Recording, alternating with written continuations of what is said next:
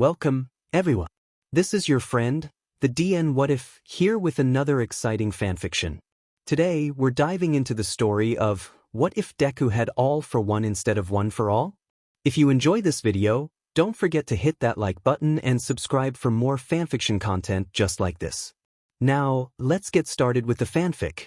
As per his ritual, Izuku checked both doors to his right, confirmed Bakugo wasn't near despite knowing he wasn't, and ensured his other classmates weren't watching him. Same as a couple minutes ago. Let's see here. Katsuki Bakugo. Their teacher trailed off. Bakugo, you're aiming for UA, right?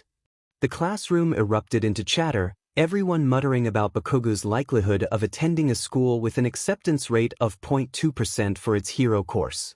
As his classmates debated, Izuku stayed silent. He prayed their teacher wouldn't mention the other student who had selected UA as his first choice, back when he'd thought submitting the school's name would be enough to motivate him. Well, maybe it was. He wasn't sure whether he would take the entrance exam. If he were accepted, which was unlikely already, would it be worth it to try? He would like to think it was. As Bakugo boasted about how he would become the next All Might, Izuku kept his head down, his eyes trained on the marred surface of his desk. The many carvings of Quirkless had long been scratched out and replaced with villain or thief. Usually, he kept the words hidden under one of his notebooks. But he'd already packed his materials away. Now, he stared at the words with his teeth clenched hard enough to make his jaw sore. Eventually, he forced himself to look away and shifted his arm to cover the worst of the carvings. You're also going for UA, aren't you, Midoriya? Bakugo froze in his position on the top of his desk, which he had jumped onto during his rant about his future as the #1 hero. The haughty grin on his face soon turned into a snarl, with one side of his lips curling up to show his teeth. He looked over his shoulder at Izuku and glared. The rest of the class erupted into whispers among themselves, none difficult to hear. With each comment, Izuku shrank further into himself. His cheeks were growing uncomfortably warm. He hid the lower half of face behind his arms, covering his cheeks while still giving himself a full view of the classroom.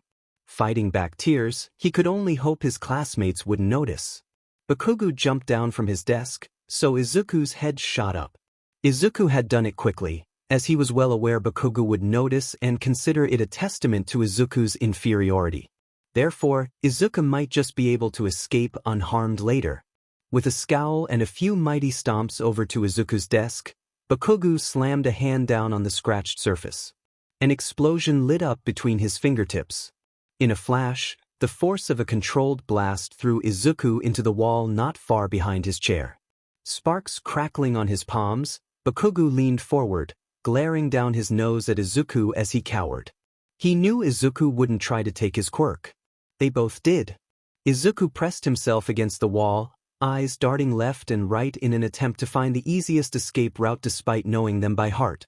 Still, he knew better than to bolt away from Bakugo in such a position. It would irritate him, which would lead to a nastier burn than the one Izuku would receive if he navigated their interaction well. So he bit his tongue, hard enough to hurt but not enough to bleed. He dug his fingernails into the wooden floor. Protecting his face with his hands wouldn't do him any good either, so he didn't. Forget these extras and their crappy quirks. You've got the worst quirk anyone could have. Do you really think you can become a hero? His eyes narrowed. You think you can rub shoulders with me? No matter what Izuku said, no matter what he claimed, Bakugo would think the worst. Bakugo had to know Izuku would never consider himself superior, and yet, for a reason he couldn't fathom, Bakugo never accepted his words. Wasn't it obvious that Izuku was weaker? Yet Bakugo kept asking as if he were waiting for Izuku to challenge him, or as if he needed confirmation that Izuku knew his place. Whatever the reason, Izuku could only speak the truth. The worst reaction to the truth would be better than the worst to any lie he could come up with. I know I can't compete with you, Izuku said, letting his voice shake. His fingernails dug harder into the panels of the floor. I don't think I'm going to, apply to UA anymore. So you've come to your senses. Izuku kept his eyes trained on Bakugo's face, if only to see what fate awaited him. Biting down on the inside of his cheek hard enough to taste the tang of blood on his tongue, He kept his lips pressed firmly shut. Agreeing with Bakugo, while truthful, would lead to another burn scar to match the collection already scattered along his skin. Before Bakugo could say more, their teacher interrupted. Okay, let's calm down, everyone. Bakugo Midoriya, please take your seats. I haven't dismissed you yet. Izuku flinched when Bakugo shot him the most violent scowl he had seen that day. That week even. After a moment that dragged on far too long, Bakugo turned around, heading back to his desk at the front of the classroom. When he'd taken his seat, and his eyes stayed directed forward, Izuku picked himself off the floor quietly. He took his seat in the back. It was the closest seat to the door he'd been able to snag that year. Thumbing over the crude carvings on his desk, his eyes burned with tears that he refused to let fall. To calm himself, he put a hand on his left shoulder and pressed down with the heel of his palm. The action shot pain across his skin. Breathing in deeply, Izuku blinked back his tears and stared ahead, where his teacher was saying something. His hand itched for his latest hero analysis notebook, Hero Analysis for the Future number 13, but he knew better than to leave it in his backpack. It had been years since he last left one in his bag. That day, he'd taken it out to add something during their lunch PRD and Bakugo had burned it between his fingers. He'd found it best to leave it in the safety of his bedroom since then. It wasn't ideal, since writing in his hero journals, usually, never failed to help him de-stress as long as he didn't think of how the effort of writing them could all be for naught. With his fingers dancing along one strap of his backpack and his leg bouncing under his desk, Izuku waited for the bell. If Bakugo called out to him as soon as the bell chimed, he would be forced to stay. Darting out of the room before Bakugo could reach him would lead to a worse scar the next morning. However, on the off chance he didn't say anything, Izuku would take it. And hope that the punishment the next day would be no worse than usual. He rarely forgot, or more accurately, was rarely in a better mood, but Izuku could hope. The bell rang across campus. As Izuku hesitated for half a second, Bakugo snapped, "We ain't done here, Deku." Standing up, back hunched and hands in his pockets as he strolled over, he still loomed over Izuku in his seat. "Don't you effing lie to me. Have you finally learned your place?" Izuku knew exactly what he should do. He should bow his head, nod slightly, and not say a word. So that was what he did. "So you've given up being a hero," Bakugo stated, though he clearly wanted confirmation. Izuku stared at Bakugo's shoes. "I don't think there's a point." "DMN right," he laughed. "All you can ever be is a Quirk-stealing villain. But you don't want to be a villain, right? Well, if you really don't want to be a villain, why don't you pray for a decent Quirk in your next life and take a swan dive off the roof? Until then, maybe stick to becoming some D-ranked villain sidekick." With that, Izuku bit down hard on his tongue. His mouth filled with the familiar taste of blood once again. He bent his head down, letting the curled strands of his hair hang down and hopefully cover the top half of his face. He watched Bakugo's shoes carefully. If Bakugo was about to strike, his feet would move in a way Izuku was decidedly familiar with. "You know what, that'd be great," Bakugo said. Izuku couldn't see his face. But, if he had to take an educated guess, he'd say Bakugo was tapping his chin with his finger, pretending to consider a new idea. "Don't bother offing yourself. Just make sure to become a villain, and then I can kick your butt when I become a pro." Izuku forced his head up, locking eyes with Bakugo, well aware of his pitiful expression. It was what he wanted to show. It would give Bakugo a feeling of satisfaction that would disarm him, would make him less likely to use his quirk. And it worked, because the silence dragged on for a moment, and when it had lasted a little too long, Bakugo slammed his hand down on Izuku's desk. Izuku flinched violently backwards. With a laugh, Bakugo lifted his hand and stepped away. Then, as he started towards the door, he said, "It's not even worth burning you." Now alone, Izuku reached down and grabbed his bag with trembling fingers. He let them rest there, eyes on the clock as the second hand ticked by agonizingly slowly. When 10 minutes had passed, and he was confident he wouldn't run into Bakugo or his friends, he heaved his bag up onto his right arm. He positioned it in such a way that he could balance it on the one shoulder. Years of practice made the task easy. The walk back home seemed longer than it had any right to be, but it had been that way for years. So Izuku trudged home, a mantra in his brain. He wasn't a villain. And he wouldn't become one, because his villainous quirk didn't have to define him. But he supposed it could define his career, because how many would be willing to see him as a hero? As he approached the underpass he passed every day, he swallowed hard. His tongue stung as he swiped it under a sharp canine. Focusing on the sting let him regain control of his thoughts, replacing the voice that told him he could never be a hero with the comfort that stemmed from focusing on the pain. The warmth from the sunlight beating down on his face disappeared as he walked into the shade created by the bridge above. He closed his eyes and took a deep breath. When he opened them, he was met with the sight of the sewer grate up ahead turning. Immediately coming to a stop, Izuku stared with furrowed brows. It hit a snag only to JRK open. He took a step back. He'd been far too late. A flash of sewer green something barreled in his direction, and Izuku had no time to blink before it was upon him. A mass of sludge coiled around his waist and around his arms, pinning them to his sides as he struggled helplessly. His blunt fingernails tore at nothing. His muscles refused to cooperate. The slime clogged his nose, and his heartbeat started to roar in ears as he opened his mouth, desperate for air. The sludge slithered down his throat. Pain shot through his body, unbearable in a way that promised death. He was going to suffocate. With the last shreds of his consciousness, he forced his fingers to spread, against every fiber of his brain telling him not to. The action sapped the last of his strength. His body gave out and he collapsed. Izuku jerked awake to the sound of someone yelling. Well, maybe not yelling, but definitely talking loud enough to make his head throb. His eyes shot open as he shot 2 fingers to his throat to check his pulse, only to realize both his hand and neck weren't solid. Glancing down, his body was a moving mass of that same slime. His arms and legs were barely discernible. The urge to vomit bubbled up his throat. "Are you all right there, young man?" someone asked, his voice deep, resonant, and awfully familiar. Izuku glanced up, then away when his eyes landed on the figure just above him. Towering over him was the pro-hero that inspired millions, the hero that had saved millions, the hero that Bakugo was destined to become as powerful as. Belatedly, Izuku breathed, "All Might. Glad to see you're okay, young man. You had me worried there. Apologies for getting you caught up in my villain hunt."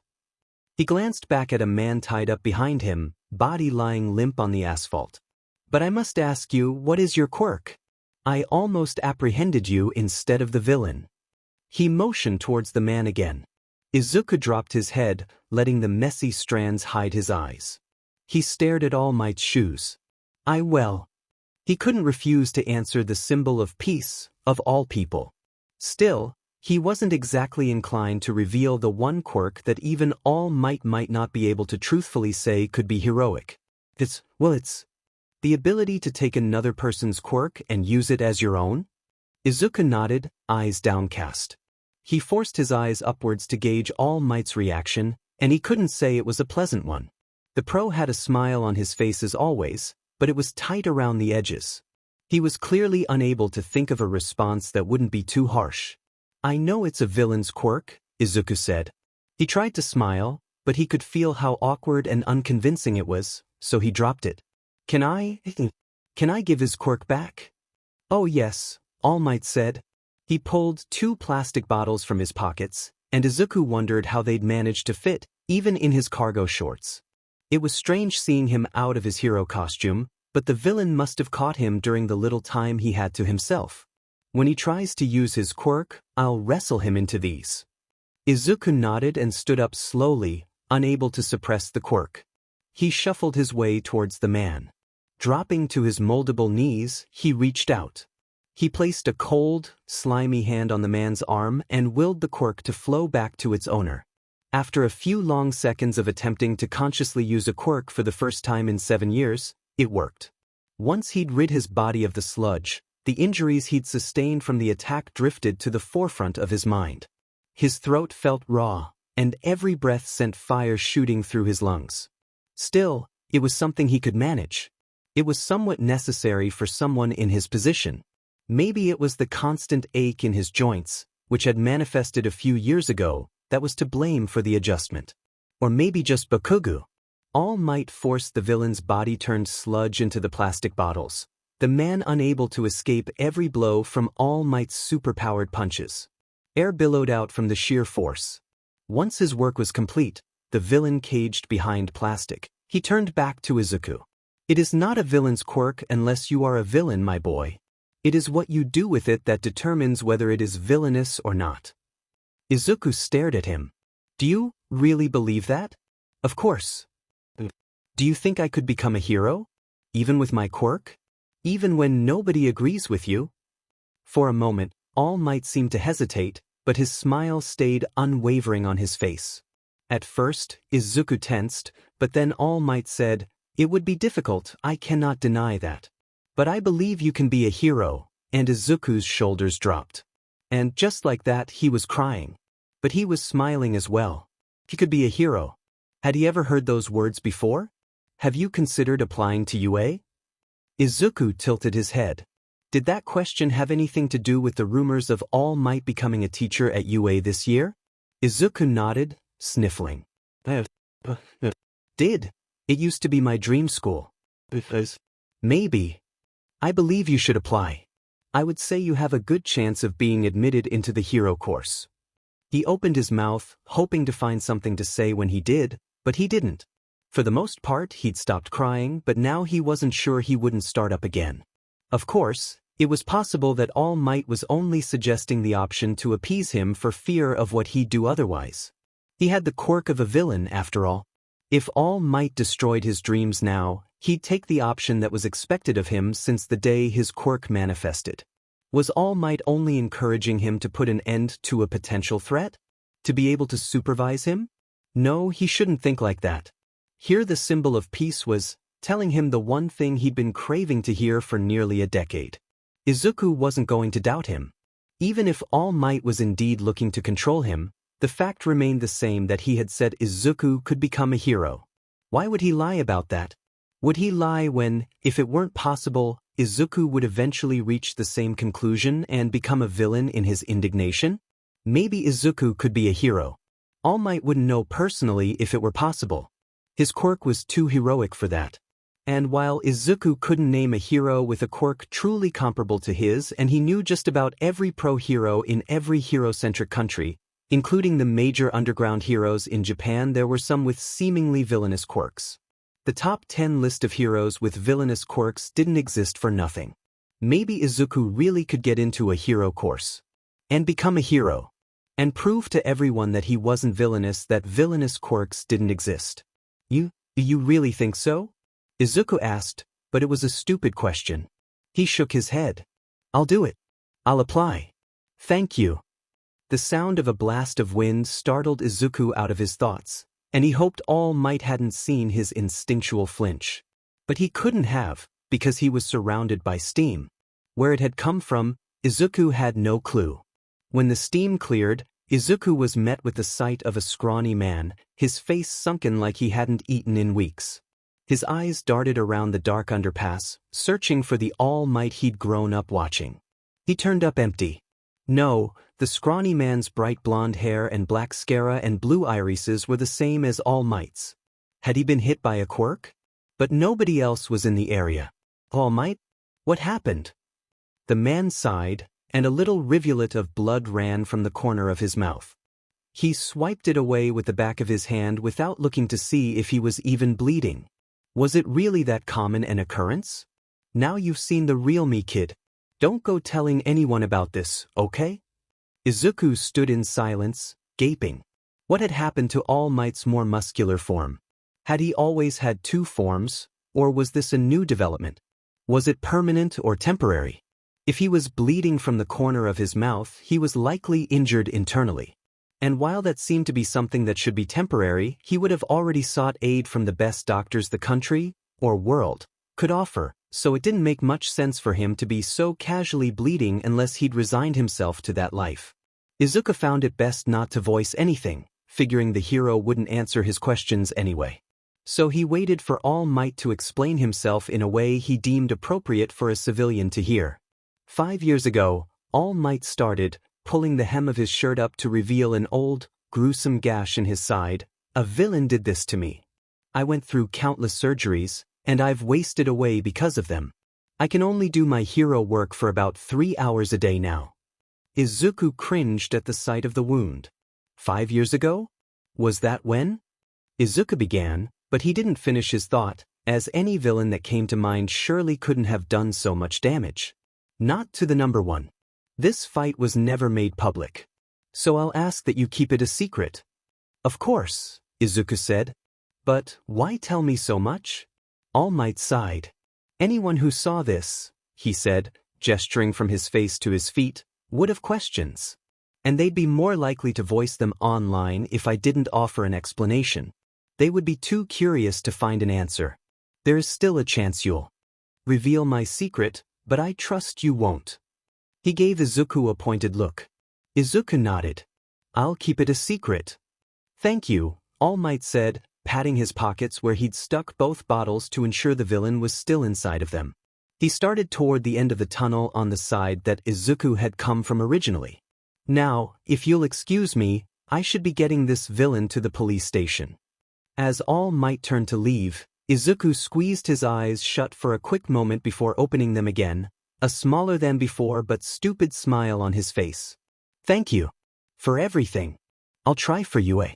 I'll try my best to be a hero. The pro turned his head to meet Izuku's eyes. I wish you the best of luck, young man.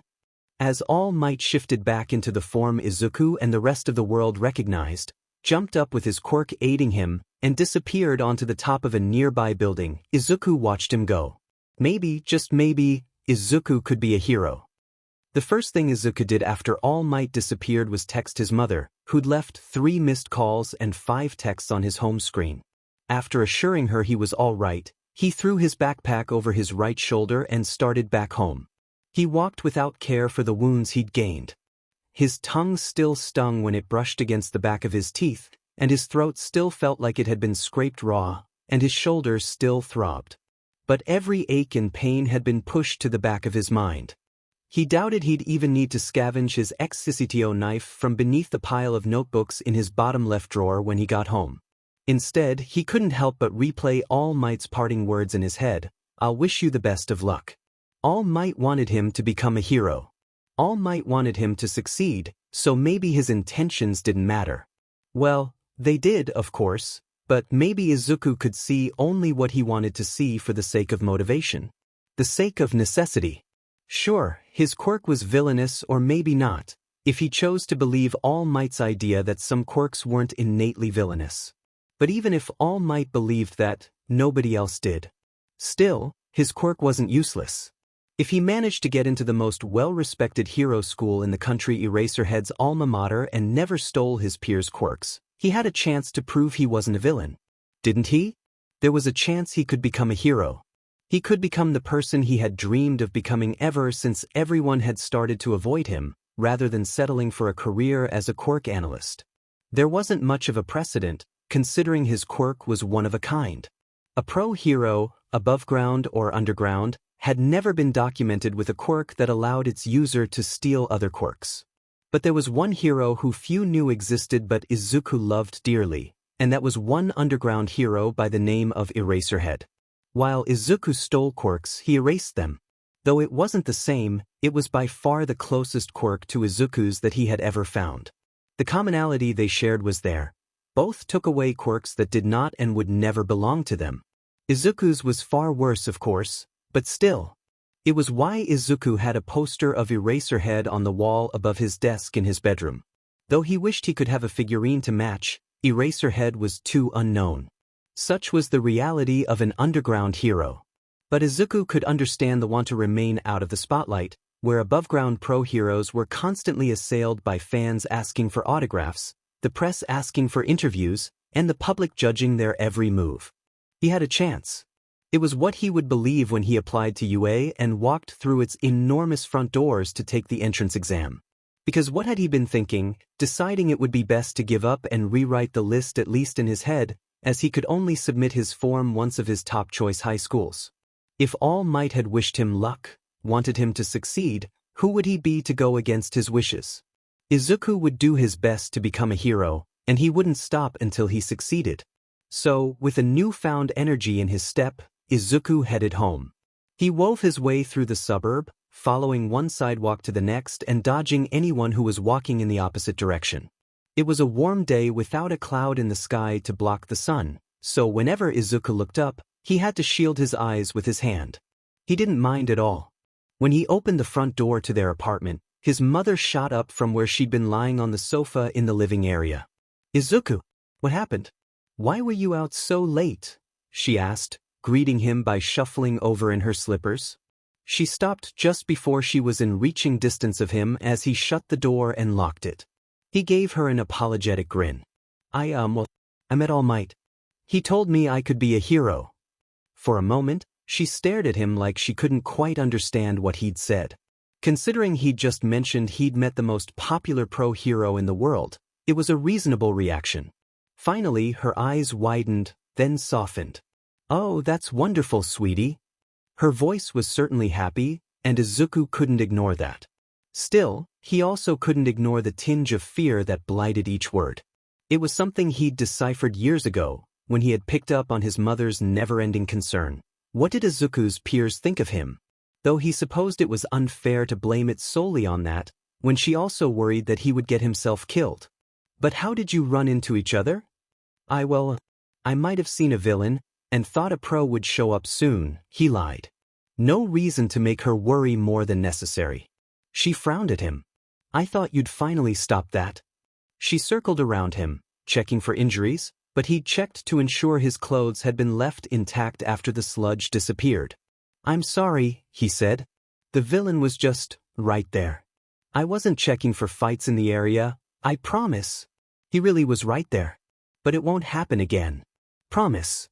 She gave him a skeptical look, to which he matched with an awkward smile. After promising to help with dinner in a couple hours, he fled to his bedroom. He dug through his backpack until he pulled out his homework, settled down in the office chair at his desk, and repositioned his All Might figurine to sit next to his Gang Orca figurine rather than behind it. He flipped open his notebook to the first blank page and plucked a pencil from the wire cup to his right. His homework went by quickly, his speed a result of the safety of his bedroom. Assignments complete, he pulled open the top right drawer of his desk and retrieved Hero Analysis for the Future No. The cover was permanently bent upwards despite the trouble he'd gone through to store it upside down and under stacks of his other notebooks. The covers of the others were in the same condition. Stalling, he thumbed through this journal's pages dedicated to All Might. It mostly consisted of breakdowns of All Might's battles that didn't end after a single punch. He brought the tip of the pencil down onto the top corner of the page and wrote, "Believes I can be a hero." He didn't need the reminder, but he couldn't help but write it. With that, he took a deep breath and flipped back to the first page of the journal. On it was a rough sketch of Izuku himself, the bold words Quirk transfer at the top, the name his mother and he had given his quirk so many years ago. A bullet point under the title read, "User can steal quirks." After he'd written the words "steal quirks" years ago, he had slammed the book shut and refused to pick it up for 3 days. And when he'd finally returned to the journal, it was only to start an analysis of the viscosity hero, Fuayu. To the right of the words Quirk transfer, in the same place he'd written on All Might's analysis page, Izuku wrote, "Can be a hero's quirk?" When he pulled his eyes away from the words, he drew another bullet under the first and wrote, "Needs direct skin contact from both parties." Both parties sounded far better than user and victim. Izuku had never written a page in a hero analysis journal with so little information. And, as much as he didn't mind keeping it that way, it wouldn't do. Which was why he would need to collect data on it, even if only the basics. If he couldn't do that much, what would he be able to do as a hero? Standing up, he made his way to the door, hesitating for a second. Then he turned the handle and found his way to the living area. His mother was on the sofa, now watching the movie she tended to watch when she was stressed. She'd been watching it before he'd arrived home, which made sense, since he'd been so late, but her watching it now. He didn't want to think about it.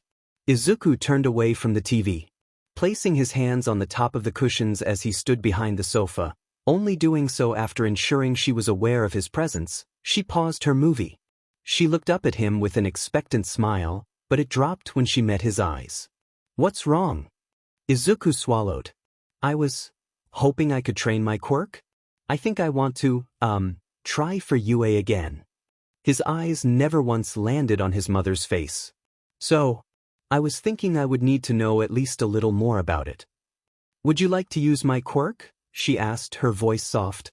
She always said that never take or steal. Would that be okay? She smiled with her eyes closed, an action few around him ever did. In fact, the only other person who consistently turned their back on him was Bakugo, as Bakugo was ever confident in his deduction that Izuku would never take his quirk. Maybe that was a kindness in its own right. Of course. She paused, then patted the cushion beside her. What would you like to try? I'm pretty sure it requires direct skin contact, but I'm not entirely sure. When she held her arm up, the sleeve of her sweater pushed up to her upper arm, he laid a hand on her wrist. His skin crawled slightly at the contact. There was no feeling to indicate anything had occurred, but as far as Izuku remembered, there hadn't been when he'd used his quirk twice before. Can you use it? His mother looked from him to the coaster on the table, where a glass of water rested on it. She leaned forward, took the glass off, and tried to pull the coaster to her hand. Nothing happened. I'll try. He turned to the coffee table and, with his palm down and fingers as relaxed as they could be, he pointed his hand towards the TV remote and motioned for it to come to him. At first, it didn't move. But he kept trying, and eventually, it started to drift into the air. When it had finally made its way to the air above his hand, he let his concentration drop. The remote fell, and he nearly dropped it when it hit his palm. He fumbled it for a second before catching it, then put it back on the table. Okay, so, now I'll give it back. Then I can try to see if it works when I touch your sleeve instead. She nodded. Whatever you'd like. I trust you. Izuku looked up from where he'd been staring at his hand, then snapped them away, tears forming in the corners of his eyes. Blinking them away, he nodded his head a few more times than necessary. He put a hand down on her wrist and willed her quirk to return to her. From there, they passed and didn't pass object attraction back and forth, experimenting with what would and wouldn't work. When Izuku had satisfied his most pressing questions, he had learned it indeed required skin contact. It also wasn't a 5-point quirk, he needed the entirety of his palm as well as his fingertips. His quirk would also work if he only touched someone's hair, he learned. It made sense, really, as skin and hair contain the person's DNA all the same, and a person's quirk was coded into their DNA as a collection of genes. Therefore, it should work with mutant-type or transformation-type quirks that altered the shape of a person's skin. As he returned object attraction for the final time, Izuku said, I was thinking I would apply to UA and a few other hero schools. Well, schools with both hero and general programs, since I don't think I can take the hero course entrance exams. But I'll apply to some schools that specialize in hero aid-related jobs too. She didn't ask him to explain. She seemed to understand why he couldn't or wouldn't take any hero entrance exam. His reasoning was simple, really. Hero entrance exams required quirks. Therefore, to compete, he would need to use his. And how could he ruin his fellow contestants' chances of a future at UA? I know you don't really want to be just an analyst, his mother said, smiling, so make sure to apply to a bunch of hero schools, okay? Tearing up once more, Izuku nodded. With each day, the date grew closer to UA's entrance exam, the first of the 6 he would be taking. He focused solely on written exams, studying everything he knew would be on them, plus anything else he thought had even a slight chance of appearing. But studying wouldn't improve his quirk, and he couldn't train his quirk more than he already had. However, he could train his body. He had stopped training physically a while ago, though he had never pushed himself enough to keep a noticeable change. Eventually, when he'd begun to question his top-choice high schools, his journals had replaced his workouts as his most prominent method of training. They didn't have to be training, after all.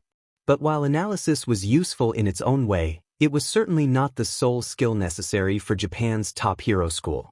Therefore, for the 10 months leading up to the exam, he ran every morning and night in the park beside his junior high school. With the Christmas money he'd saved for hero merchandise, he bought 2 adjustable dumbbells. With just those and a workout routine he'd created after reading far too many exercise websites, he trained as much as he could without injuring himself too harshly. In class, he sat above his chair until he trembled so violently he couldn't hold his weight anymore. At home, he lifted weights until his arms went numb, then did some squats until he couldn't continue. By the time the entrance exams were upon him, his daily runs had doubled in length and nearly halved in time. His dumbbells felt oddly light even at their heaviest. When Izuku cleared the hill on the brick path that led to UA's main building, he essiki in a breath. Students his age bustled about, their appearances ranging from a boy whose head was that of a lion's to a girl with bubblegum pink hair so long that she kept tripping over it. While they were interesting to observe from a distance, Izuku would have to get close to them. Trying to mentally prepare himself beforehand did little to alleviate the itch under his skin. Most of the crowd was gathered around two boards, which Izuku had to assume held the room numbers for their written exams. The rest were either walking alongside him or heading into the building, though a few were talking with the others. Those who were talking wore the same gakuren. They must have decided to brave the behemoth that was the country's top hero school together. The thought made him glance around once more, checking for his own junior high uniform. To his relief, he saw no sign of it. As he dodged the few students who tried to brush past him, Izuku made his way over to the board on the right. There was a slightly smaller crowd around that one. His grip tightened around the straps of his backpack, which he'd brought more for show than out of necessity. While he needed a few pencils, he didn't need anything else. Still, having the backpack gave him something to grip onto to relieve some of the tension in his muscles. It also had his XACTO knife tucked away at the bottom of one of its smaller pockets, ready to be used in a bathroom stall if needed. As he approached the group, he hesitated, searching for any spot where he'd be able to see the board without getting too close to anyone. But Bakugo was nowhere in sight. Neither was anyone else with a uniform that matched Izuku's own, and nobody there knew what his quirk was. There was no reason to avoid them, really. Even so, when he stepped closer, he faltered and tripped over his own feet. Just before his face connected with the ground, his body halted. Within a second, his feet were losing contact with the brick. He scrambled in an attempt to right himself, but it did little good, and he only succeeded in turning himself over more as he floated above the ground. To his left was a girl smiling sheepishly at him. She was cute, with light brown hair that framed her round face and a pink elliptic patch on each cheek like she was permanently blushing. Each of her fingertips was colored the same pink, distinct from the color of her skin, often a sign of a 5-point quirk. A quirk that allowed her to alter the effect of gravity on anything she touched? "I stopped you with my quirk," she said, her voice naturally light. "I'm sorry I didn't ask first, but I figured you wouldn't mind me catching you." While he did appreciate the save, he wasn't thrilled by the way she put both hands on his arm to guide him back to a standing position before releasing her quirk. But he refrained from jerking his arm away and instead forced himself to stutter out an awkward, "Thank you." "You're welcome." She smiled with her eyes closed, and Izuku briefly wondered if she would do the same if she knew what his quirk was. "This is all so nerve-wracking, isn't it?" Izuku blinked. "Yeah, it is." "Well, I'm glad I could help. Good luck in there," she said, waving as she turned to head towards the board on the left. "You too," he called, but his voice was so soft he doubted she'd heard him. He felt somewhat guilty about that, but she'd walked away as soon as she'd finished speaking. She hadn't been expecting a reply. Shaking his head, he made his way over to the right board. The crowd had dispersed a little. It was enough to let Izuku see the room numbers and last names without having to bump into anyone, at least. The rooms were divided by both last name and which exam was being administered, so he'd be taking his exam in a room full of people applying for general studies, but the room next door would be full of potential hero course students. Memorizing his room number by repeating it in his head, he moved away from the crowd. Just stepping away from the gathering was a relief. Still, that didn't stop his heart from beating wildly as he walked through the massive front doors of the main building. Guided by a sign sitting in the middle of the walkway, he turned right. He dug his nails into his backpack straps. The hallway was just as impressive as he'd expected it to be, big enough to warrant a dotted line in the middle like the kind one would see on a multi-lane street. Its left side was split by classroom doors that seemed far too tall, and the right side was a wall of floor-to-ceiling windows. Unfortunately, the windows couldn't be opened.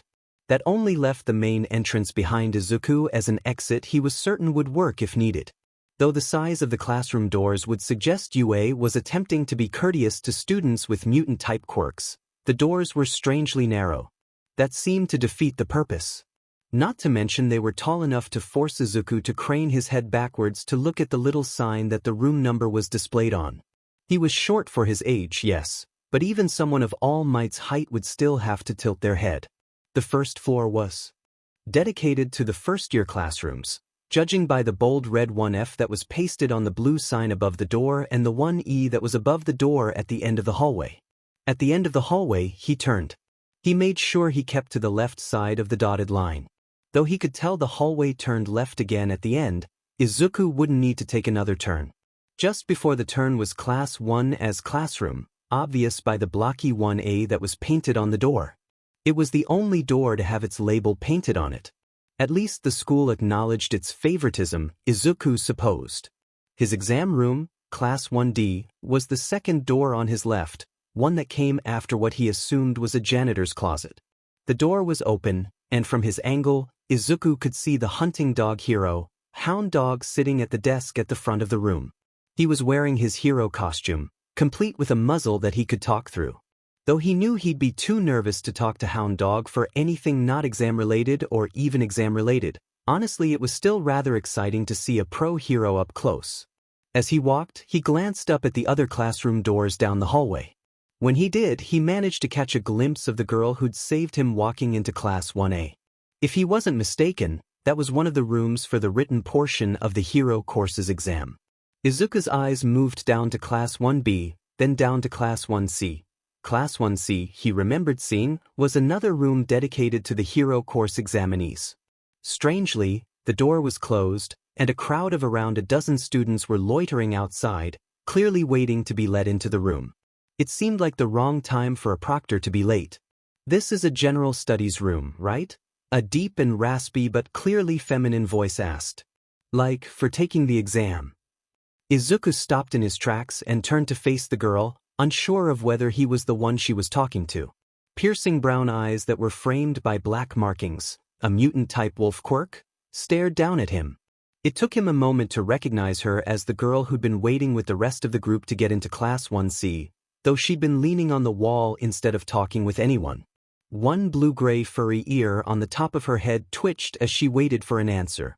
The fur seamlessly blended into her partially tied-back, waist-length hair, as it was the same color. "Oh, yeah it is," he said. "What's the point of going to UA for general studies? Isn't it a little expensive to go to the country's best hero school just to take a general course?" It took Izuku a moment to respond. "Well, just because UA is known for its hero course doesn't mean its general course. Well, all of its other courses, really, aren't worth taking, right? I think." Izuku threaded his fingers together. "And, for some people, they want to eventually transfer into the hero course, but they can't because of the hero course's practical exam. So they have to start in general studies. It's been done a lot in the past, actually. Is that what you're trying to do?" Izuku nodded carefully. "What's your quirk?" she asked, tail flicking behind her. Izuku forced down a wince. It's just not a physical quirk. Besides, keeping it a secret might help in the sports festival," he said, his voice not at all challenging like he'd hoped it would sound. Certainly not the most believable answer, but it was believable, at least to the point where she wouldn't be likely to try to pry an answer out of him. She snorted. "Trying to get the drop on everyone later? That, implies I get accepted." "You're not planning to?" "Of course," Izuku said. "But it's really not that simple, is it?" "Sure it is."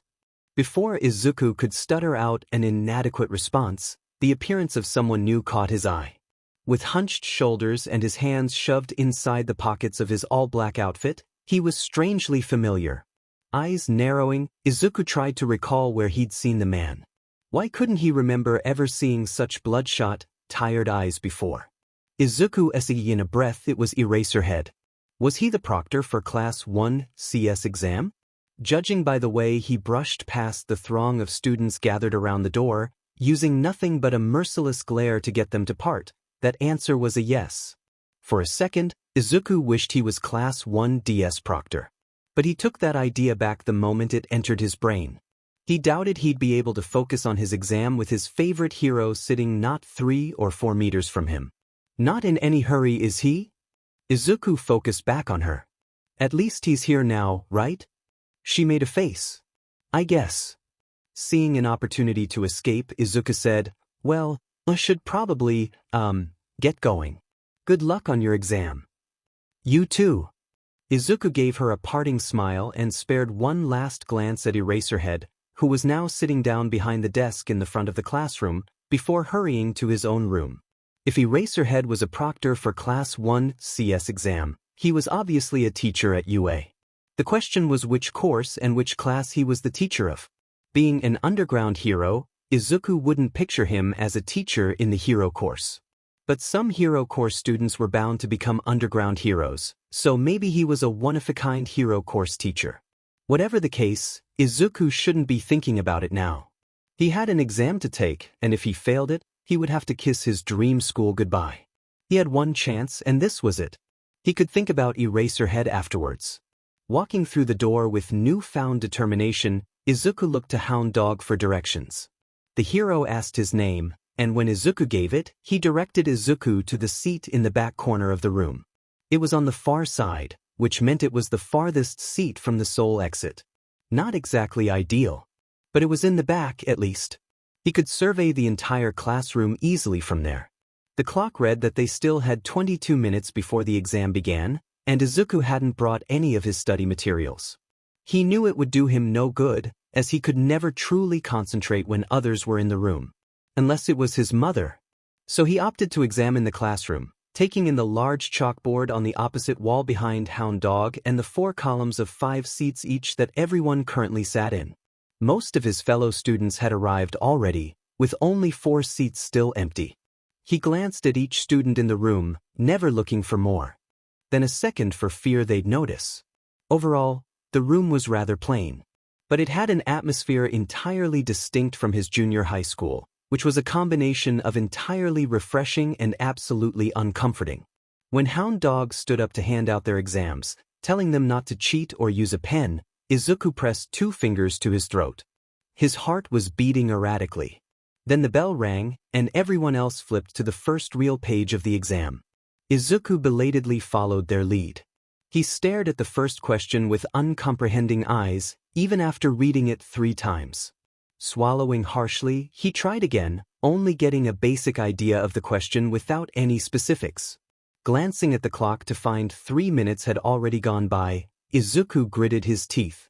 Carefully, discreetly, he moved his fingernails to the skin of his wrist and dug in with all the strength he could muster. He gritted his teeth.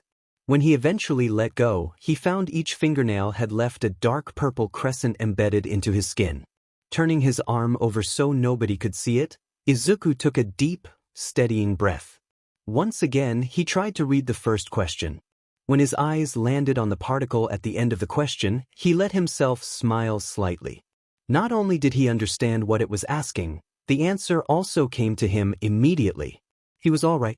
He tended not to do well on tests considering he couldn't completely concentrate on them, but his month-long studies had paid off. Although he ran out of time like always, leaving the last few questions as rushed guesses, he'd been able to focus enough to answer most to the best of his ability. A few he hadn't known, but he still left the room with the feeling that he'd performed better than he had in a long while. Hopefully that was enough. It took Izuku 15 minutes to work up the courage to open Yue's letter. When he did muster up enough bravery, he ripped the envelope open with shaking hands, tearing it into multiple pieces because he'd never been gifted at opening envelopes. He nearly had a heart attack when a little device fell to the floor and bounced under his chair. He inspected it with a frown until he realized just what it was, a holographic screen projector. Seemed like a waste of money, but UA appeared to have questionable priorities. He set the device on the table and turned it on. It flickered to life, and Izuku was met with All Might's beaming face. With the same smile he always wore, he introduced himself as UA's newest teacher. So the rumors had been true. "It is good to see you again, young man," All Might said.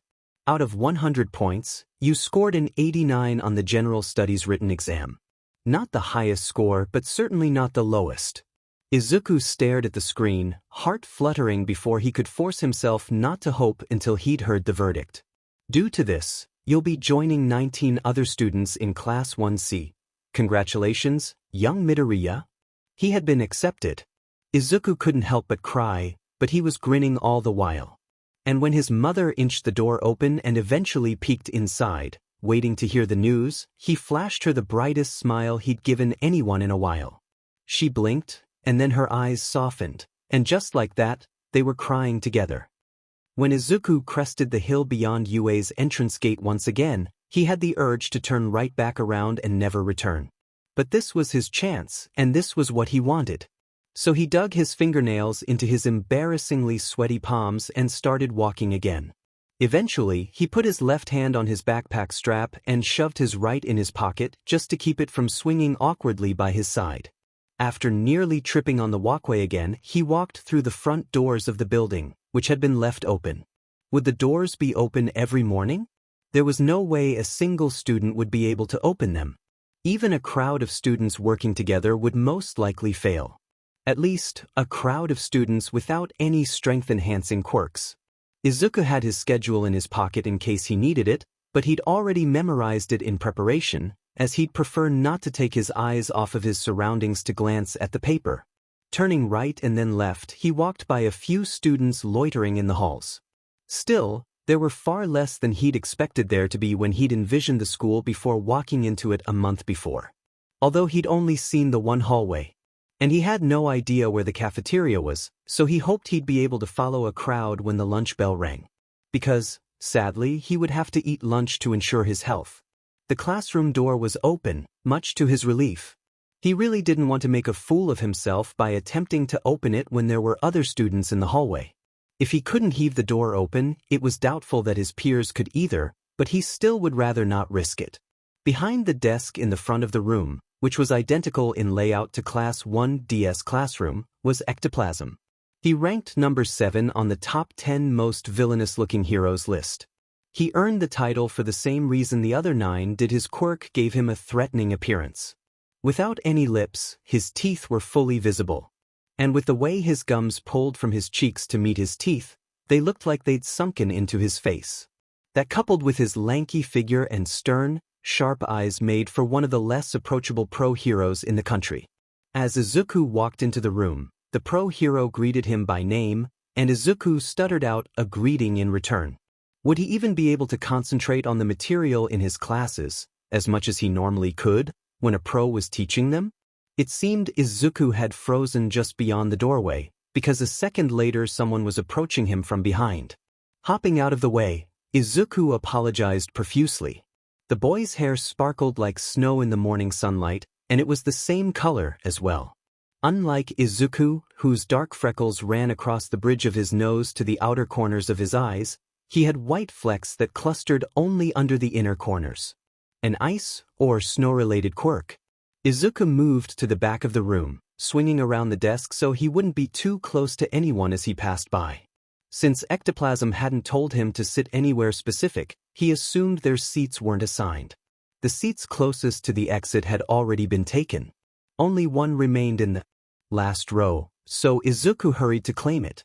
It was rather far from the door, with 2 lines of desks on his right and one on his left when he sat down. But nobody knew what his quirk was, at least not yet. Hopefully not until the sports festival. At his desk, he glanced around the room. Would any of his classmates like him? If they asked what his quirk was, the question was nearly as common as asking for someone's name. Would he tell them or avoid the question? He tugged at his tie, which he'd haphazardly tied that morning. He couldn't help but bounce his leg under his desk, grateful he'd been able to choose a seat in the back to keep the classmates he irritated to a minimum. Hopefully they wouldn't notice, even if they were sitting beside him. It wouldn't be right of him to attempt to make friends, considering they would eventually learn what his quirk was. He would have tricked them into liking him. That is, if he didn't deter them with his personality alone before that.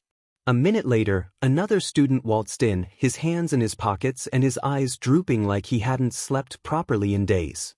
And he probably hadn't, considering the bruises under his eyes were so prominent.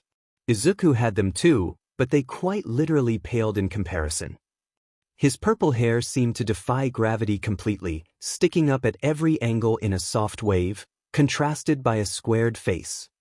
He scanned the room, stopping when his eyes hit the one seat near the side of the room.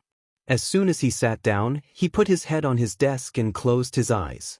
Out of all the classmates Izuku could see, he seemed to be the least approachable. The last 3 students wandered in not soon after. "All right, now that everyone is here, I'll introduce myself. I'm the duplication hero, Ectoplasm. I'll be your homeroom teacher this year, so I hope we can get along. I won't bore you with a speech that you don't want to listen to. So I'll just tell you this. Today we'll mostly be meeting your teachers and getting accustomed to everything. But, first, we have an entrance ceremony to go to." Izuku's new classmates shared a look with one another as Ectoplasm made his way to the door and waved for them to follow. As they left, Izuku hung back, knowing he couldn't make it out of the door first and therefore settled for last. Purple Boy raised up as their classmates walked through the doorway, one eye open to watch them. Only when everyone had passed, including a reluctant Izuku, did he move towards the door. The group followed Ectoplasm down the halls, twisting around the odd shape of the building until they were on its opposite side. A few of his classmates talked to each other as they walked. Izuku took note of every turn they made and every sign above a door that he could use as a landmarker. If he didn't want to get lost in the future, if he didn't want to give everyone another reason to mock him, he needed to learn where everything was and remember it by the end of the day. Once they reached the auditorium, Izuku wanted to cower at the sheer size of the building. It was detached from the main building, complete with 4 exits at the back and 2 down beside the wooden stage. But those 2 were emergency exits. His class filed into a line, and Izuku tried to fall back so that Purple Boy would have to take the spot in front of him, but he shot Izuku a glare. With that, Izuku somewhat scrambled to the next open seat in the row, unfortunately sandwiched between 2 classmates with only a thin armrest separating them. Izuku planted his hands in his lap with rigid arms and refused to move them. He searched for any faces he recognized, hoping to see Nice Girl and Wolf Girl in one of 2 hero course homerooms. But he couldn't spot them or Bakugo anywhere. Izuku knew for a fact that Bakugo had been offered a spot in Class 1A. His mother had called Izuku's to give her the good news, and Izuku's mother had relayed it to him. But, from the looks of it, Class 1C was the last class to arrive. The voice hero, Present Mike, took the stage a minute later with the announcement that everyone was there, so the hero courses weren't coming. Then, did they have a separate orientation? Or were they skipping it because it was only useful for the other courses? At least, at the beginning, the entrance ceremony was similar to any other schools. It lasted about an hour, and most of that time was spent by their principal, a bipedal mouse that couldn't be taller than Izuku's waist. He introduced himself as Principal Nizu, then wished his audience the best of luck during the year in the most roundabout way possible. But when he finished his final anecdote, the teachers were introduced. Not exactly common for an entrance ceremony. But each teacher was a pro-hero, so perhaps it would feel wrong not to introduce them. With every new introduction, Izuku itched to record the differences and similarities between the pros' attitudes towards the press versus a group of students. But he hadn't brought his hero analysis journal with him. And probably never would.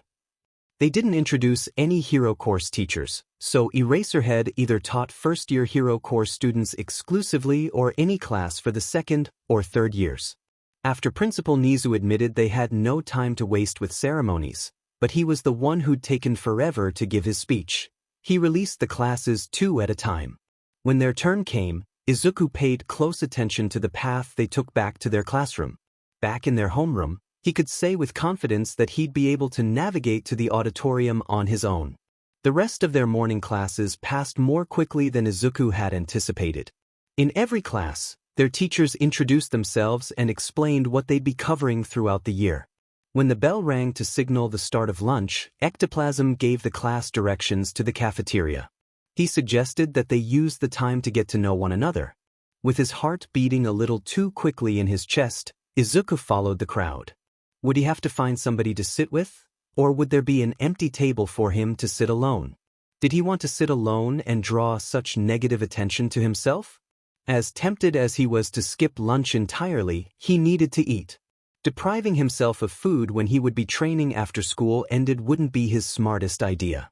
And his mother was too observant for him to get away with making his own lunches. So, unfortunately, he had to break his habit of skipping lunch and disappearing until the bell rang.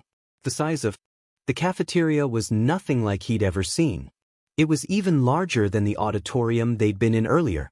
From the amount of students crowding into the lunch line and around the infinite tables situated in neat rows in the middle of the massive room, Izuku suspected all the courses and years ate together at the same time. Still, he couldn't imagine that there would be extra places to sit. He had already lost his classmates in the crowd. He'd been too busy attempting to avoid running into anyone in the hallways. So he took his spot in the line without recognizing anyone beside him. He kept to himself, stepping slightly to the side so he wouldn't be pressed against anyone. After waiting a while, though not as long as he'd predicted, Izuku walked away with a steaming bowl of katsudon.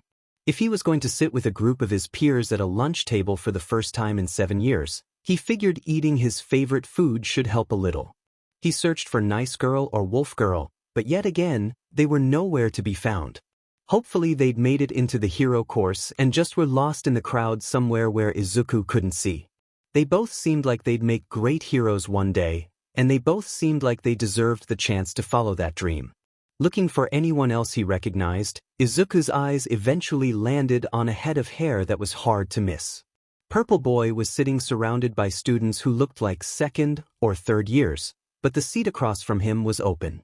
Briefly, Izuku considered heading somewhere else. But every table nearby had already been filled. And the longer he stood out in the open surrounded by such a large crowd, the more his skin prickled just below the surface. So he inhaled deeply to steady himself and took a spot at the empty seat.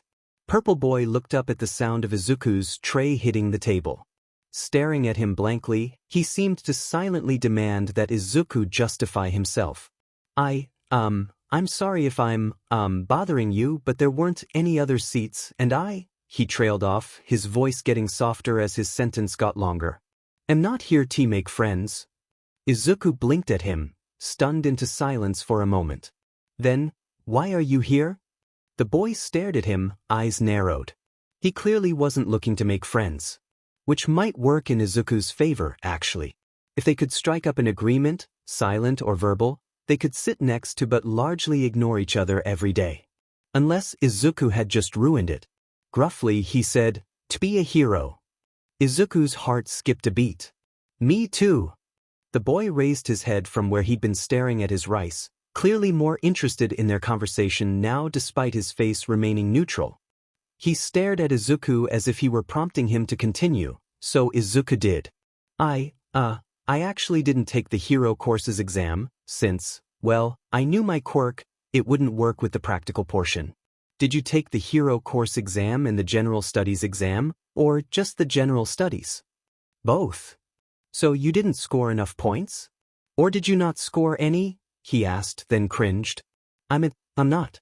Not to say you're not strong or that your quirk isn't strong, because I'm sure that both are. I was just asking since you would only take both exams if you were concerned that your quirk wouldn't work well with the practical exam.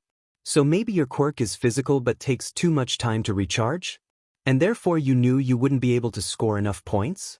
Or it has some sort of limit that you knew might not work at all, which would leave you with 0 points. Izuku paused, then ducked his head slightly enough to show he was apologetic but not enough to lose sight of the boy whose name he still didn't know.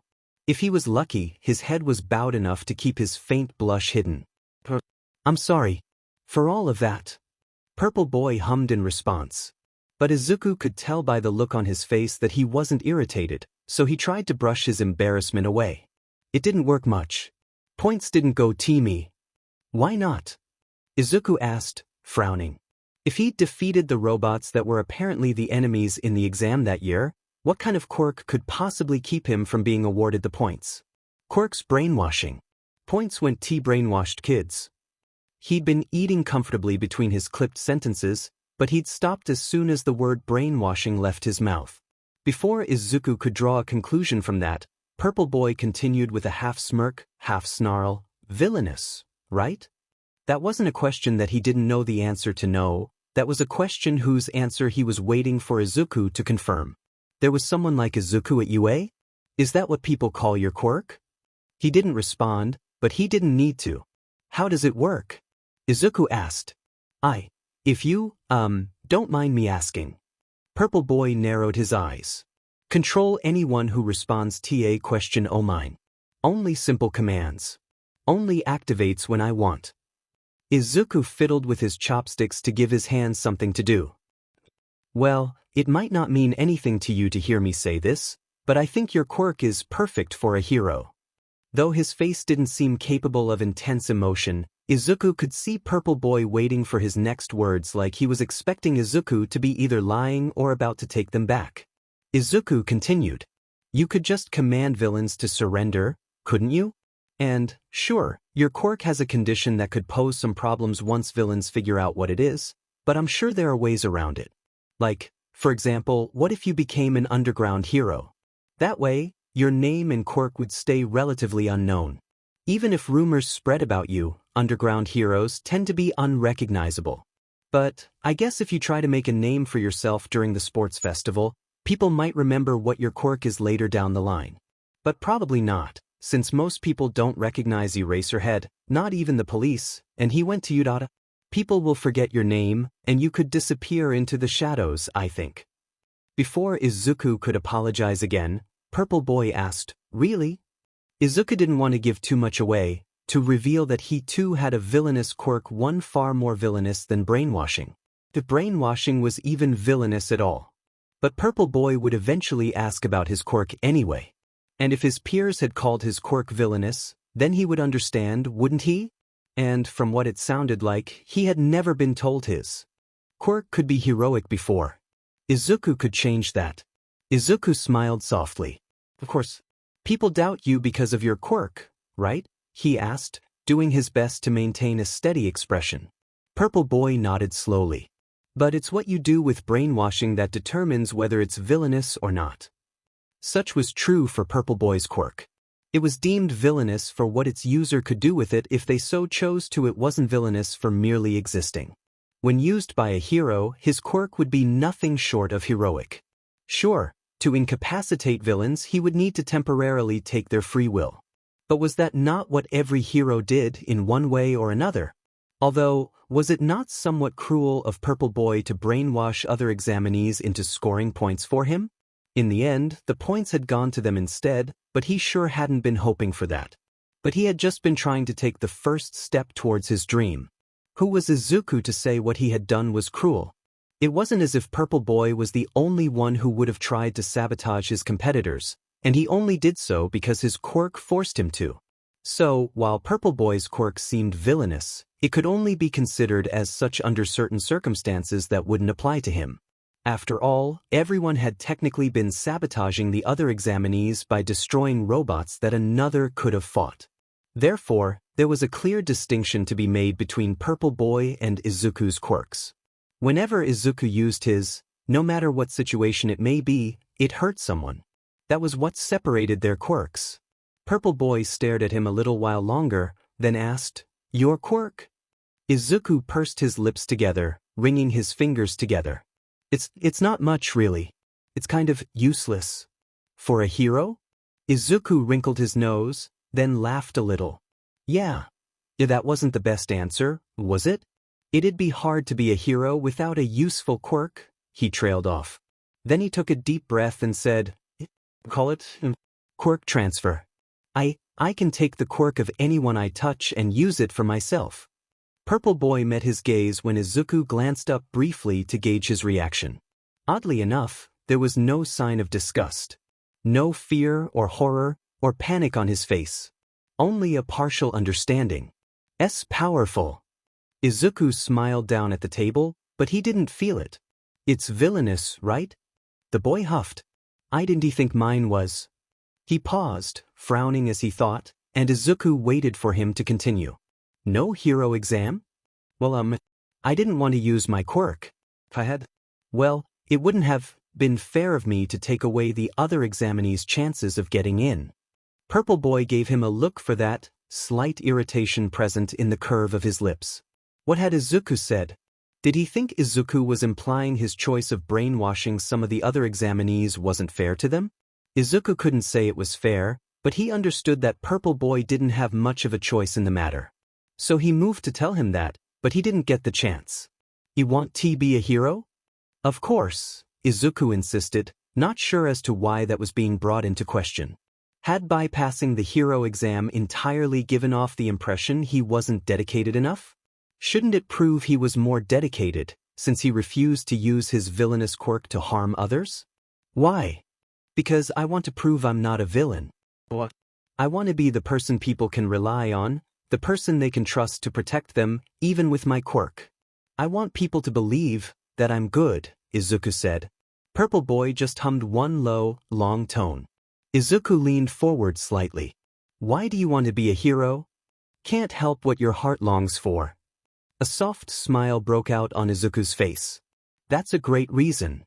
Hitoshi Shinsou, he said. He didn't bow his head in greeting, but Izuku didn't mind, because it meant he didn't have to either. Not that he expected Shinsou to hurt him, he didn't have a direct reason to. Especially not with the audience of a crowded cafeteria. Izuku Midoriya. The bell rang not long after, and they walked back to their homeroom in a comfortable silence. Well, calling it comfortable might have been slightly generous. However, Shinsou clearly wasn't much of a talker, so Izuku let the silence linger. They both were able to make it back to the classroom of their own volitions, with neither following the other. Much to Izuku's relief. It was their first class after lunch that Izuku had been looking forward to, simply because it was Quirk studies. Physical education came next. They spent the PRD taking physical fitness tests, from a sitting toe touch to grip strength. Izuku was happy to see that in every test, his results had gone up considerably since junior high. Well, except for the sitting toe touch. He'd need to incorporate more stretching into his daily training. The day ended after their 7th PRD, and when there were 5 minutes left, Izuku started to pack away his notes out of habit. When he glanced toward Shinsou, he saw him doing the same. Did he too pack his belongings away early to escape the classroom before someone could catch up to him? Shinsou had experienced at least some of the same treatment as Izuku had, so what if it wasn't simply a desire to go home quickly? But he didn't look nervous or cautious as much as he just looked bored, so maybe not. When everyone began to filter out of the door after ectoplasm dismissed them, Izuku lingered in the back. Shinsou did the same, both straps of his backpack around his shoulders. Once the rest had cleared out, surprisingly enough, Shinsou waited for Izuku. He didn't have the look in his eye that Bakugo always had when he waited for Izuku, so slowly, Izuku walked over to his side. Train with me. After school, Shinsou said. You want to train with me? Shinsou gave him a look. Right. Obviously, Izuku said. But where? And in what? Why me? Or, no, that last one is obvious. Sorry. But am I really a good choice? Park near here. Sparring. Oh, that's a pretty good idea, actually, since we'll both run into situations where we won't be able to use our quirks. If we become heroes, that is, or even transfer, Izuku blinked. Not to say I think you won't transfer or become a hero, of course. Well, it's never guaranteed. Start tomorrow. Okay, Tomorrow. thank you. For offering, Izuku said, grimacing at the sound of his own words. Luckily, Shinsou had already turned around and walked a little ways ahead. After a moment of hesitation, Izuku decided to let Shinsou walk home alone, where he couldn't bother him with his inability to hold a conversation. When Shinsou was far enough ahead, Izuku started home as well. The sports festival was rapidly approaching, and Izuku and Shinsou were preparing in the best way they knew how, by sparring. Which was why they were headed to their favorite training site. As they turned right to walk into the hallway, Izuku glanced down the hall and waved at Uraraka Nice Girl when their eyes met. They had bumped into each other on the last day of their first week at UA, as she had earned a spot in Class 1A. Izuku had gotten the name of Wolf Girl Okumin Kirano much in the same way. Though rather than congratulating him for his acceptance like Uraraka, she just teased him for it. She had, playfully, bragged about her standing as a Class 1B student. Izuku had dutifully listened until Bakugo had appeared down the hallway from her. After spotting him, Izuku had stuttered an excuse and darted down the hall to catch up with Shinsou, who'd gone ahead as soon as Izuku had stopped to talk. Shinsou and Izuku had taken to sparring 3 times a week on Mondays, Wednesdays, and Fridays. It was a schedule they'd been keeping for a month. But, at Izuku's suggestion, they agreed to train 5 days a week for the 2 weeks before the festival, then give themselves 2 days off just before the day of. It was now a week before the festival, and they found themselves training in the park closest to UA's campus. The park was full every day they came, though most tended to gravitate towards the lawn that sat in the center. On the kempt grass, people sat in the spring sun with towels under them, threw frisbees or footballs over others' heads, and played with their dogs. A wide sidewalk wrapped around the lawn, and dotted along the sidewalk were vendors who could convince nearly anyone to buy a popsicle or a taiyaki. Shinsou and Izuku had learned to give the vendors a wide berth when they headed to their spot. But, on more than one occasion, they'd gotten themselves a snack on their way home. On the north side of the park was where they'd found their ideal spot. It was the quietest area they'd been able to find, and they'd spent an hour searching for the perfect place. It was hidden behind a cluster of towering trees that dropped pine cones on the pine straw below.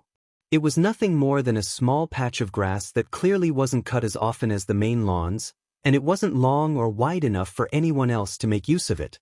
Well, it wasn't as small as Izuku made it out to be, but it might as well have been, since the pine cones that covered the outer rim weren't forgiving when fallen on. Izuku had learned that the hard way.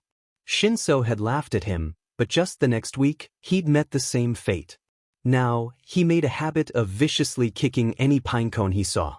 Whenever Izuku saw him do it, he had to hide his smile. As Shinsou began their second sparring match of the day with a roundhouse kick, Izuku could see his improvement. His kicks were both higher and faster. As he ducked under Izuku's jab and countered with a punch of his own, Izuku could see the way he pulled his fist back as quickly as he'd thrown it out.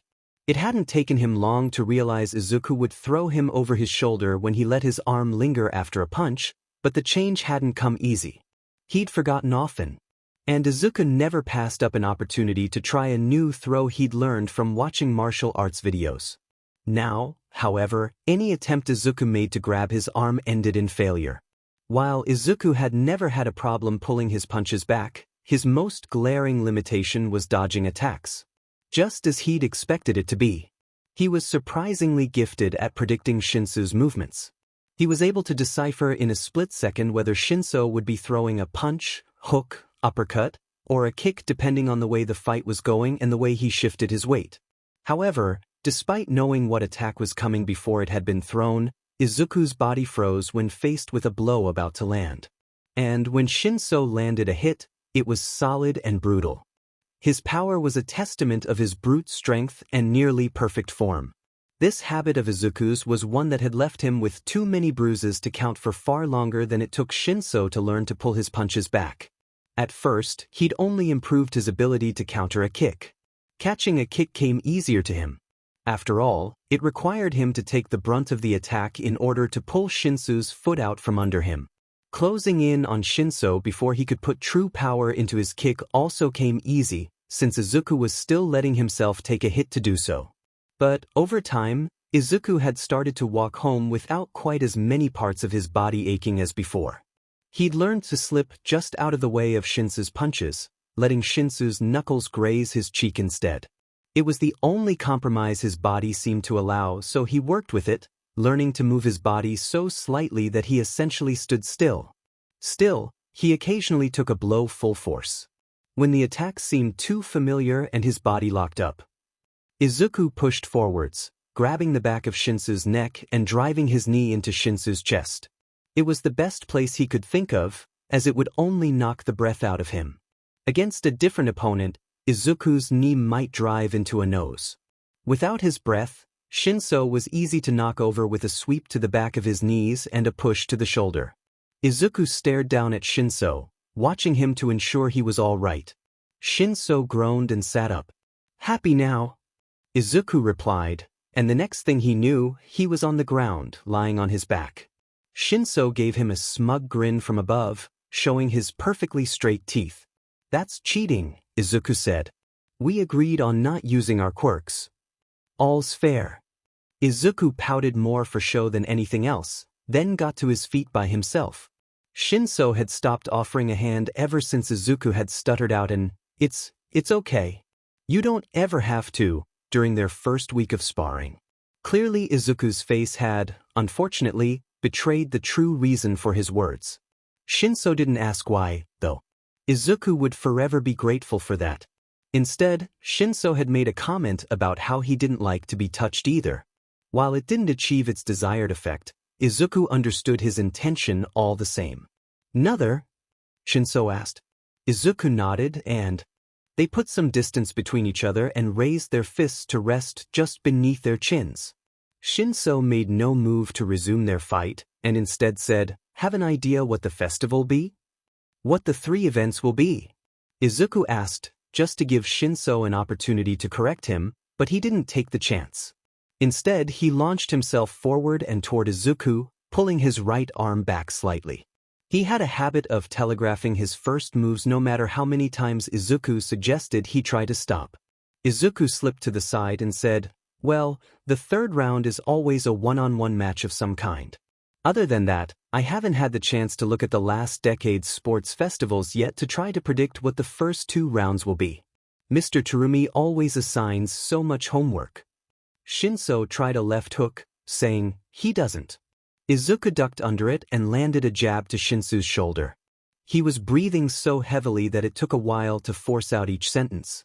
Maybe Shinsou was onto something, saying only a few words at a time. "Okay, maybe he doesn't, but I can't just." A nasty kick to the back of his knees payback for earlier, Izuku suspected sent him to the ground. Izuku let himself fall backwards, rolling over his shoulder and hopping back up just to meet a punch to the face. At least Shinsou had the decency to hold back enough to not clobber him like usual.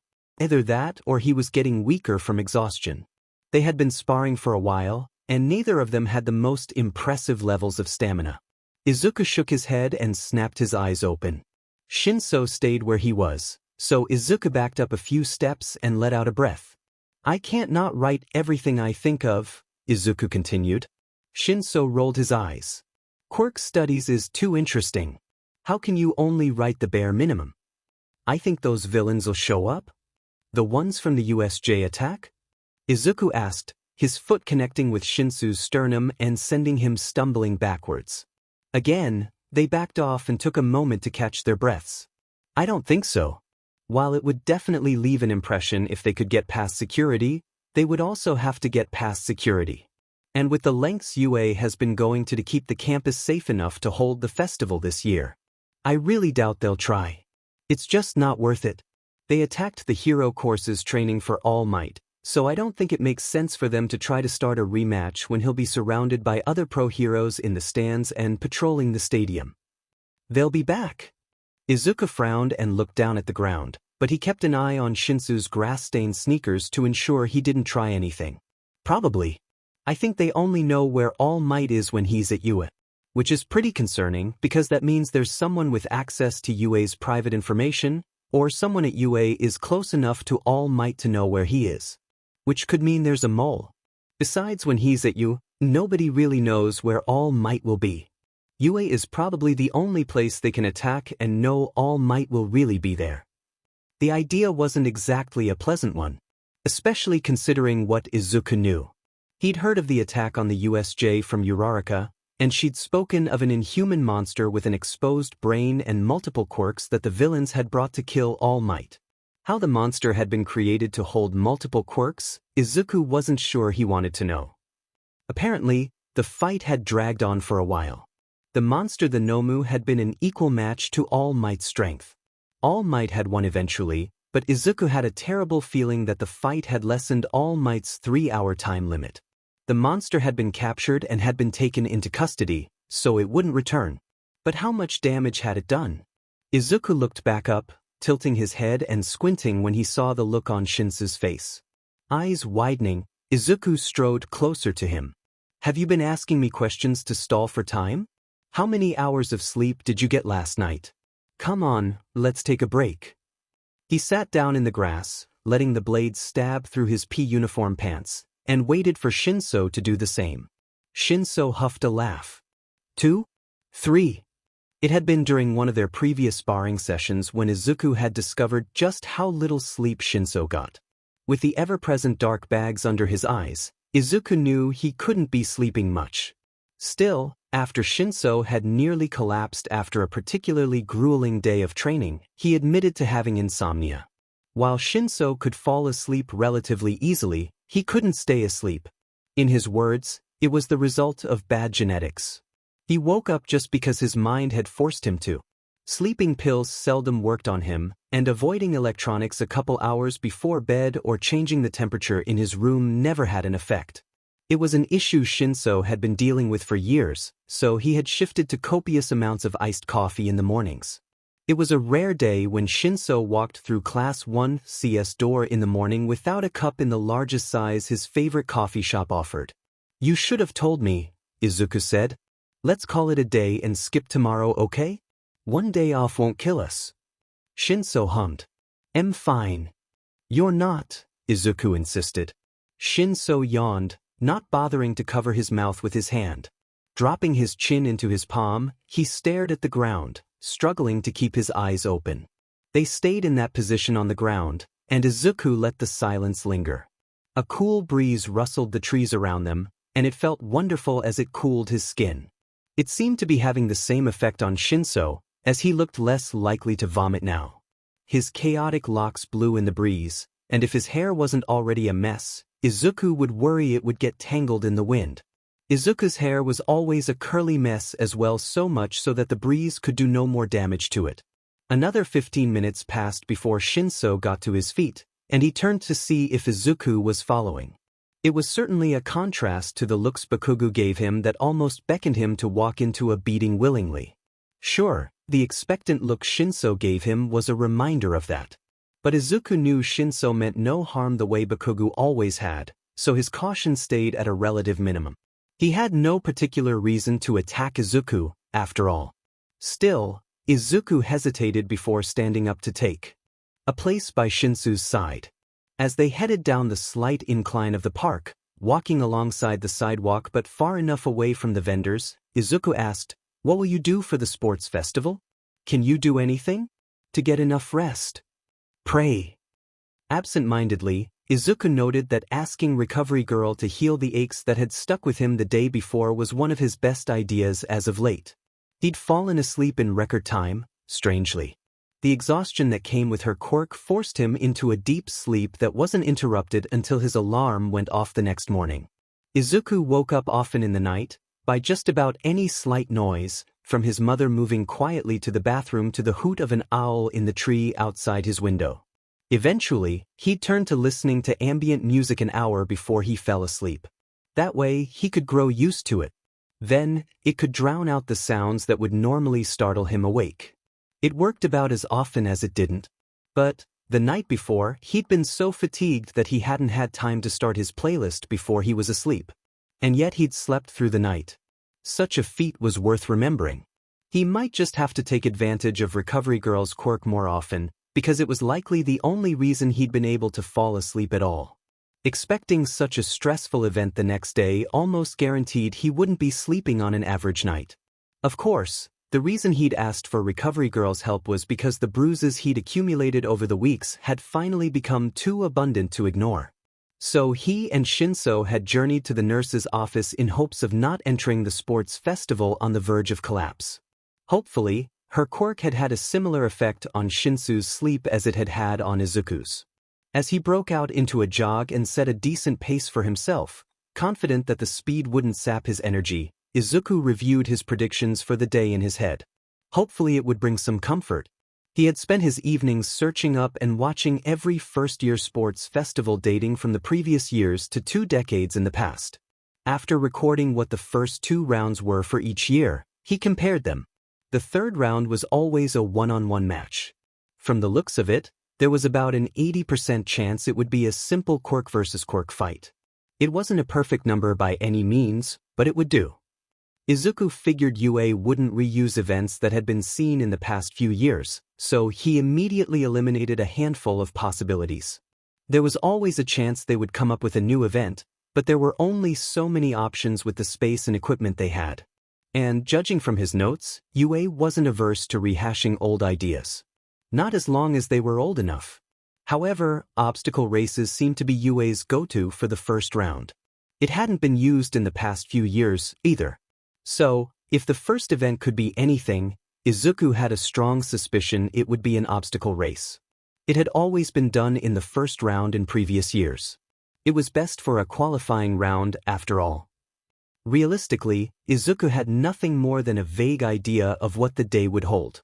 But researching was always necessary, always calming when he was forced into a situation that he could not choose. He increased his speed slightly, feeling the morning breeze brush his hair out of his face. It calmed his nerves just a little. His heart was beating erratically, and running accounted solely for a portion of that.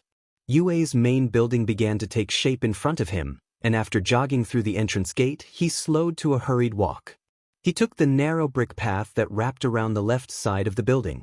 Another left directed him towards the first of 3 stadiums behind the school. In front of each was a path framed by food stalls, and Izuku breathed in the distinct smell of steaming takoyaki as he watched another vendor place some skewered dango in a miniature display holder. He saw no sign of a vendor selling something that would require them to create smoke or melt sugar. Even so, he held his breath as he walked. The stalls were bright and colorful, each one decorated by a different color scheme that clashed with the colors of the stalls beside it. People of all ages and quirks were scattered around the walkway. Izuku walked around the stalls to avoid the worst of the crowd. Although the familiar itch to escape coursed through his veins, he couldn't help but smile politely back at anyone who glanced his way. Wearing his PE uniform, everyone could instantly tell he was a competitor, and it showed in the way he received far more second glances than he was comfortable with. Izuku slipped into the side entrance marked by a sandwich board with the bold words "Participants Only" pasted on the front. The only light in the hallway came from sunlight filtering in from both ends of the tunnel. Still, he could see well enough to find the room that had been designated for Class 1C with a piece of printer paper taped to the door. Before walking in, he discreetly wiped his hands on the side of his pants, hoping to dry the sweat that had been building up on his palms. Inside the room sat about a quarter of his class. Since UA required the general course to participate alongside the hero course, he'd soon see the rest of his classmates. 2 square tables that had been pushed together took up half the room, and a couple of foldable chairs had been pushed under each side of each table. Everyone seemed to be gathered towards the back corner of the room, which suited Izuku just fine. It meant he could take the seat closest to the only door. Shinsou was not among the students in the room. Izuku frowned. Once settled in his chair, Izuku pulled his phone out of his pocket and unlocked it. He clicked on his Photos app. The last few dozen photos had all been taken the night before, each one a picture of a different analysis page from Hero Analysis for the Future No.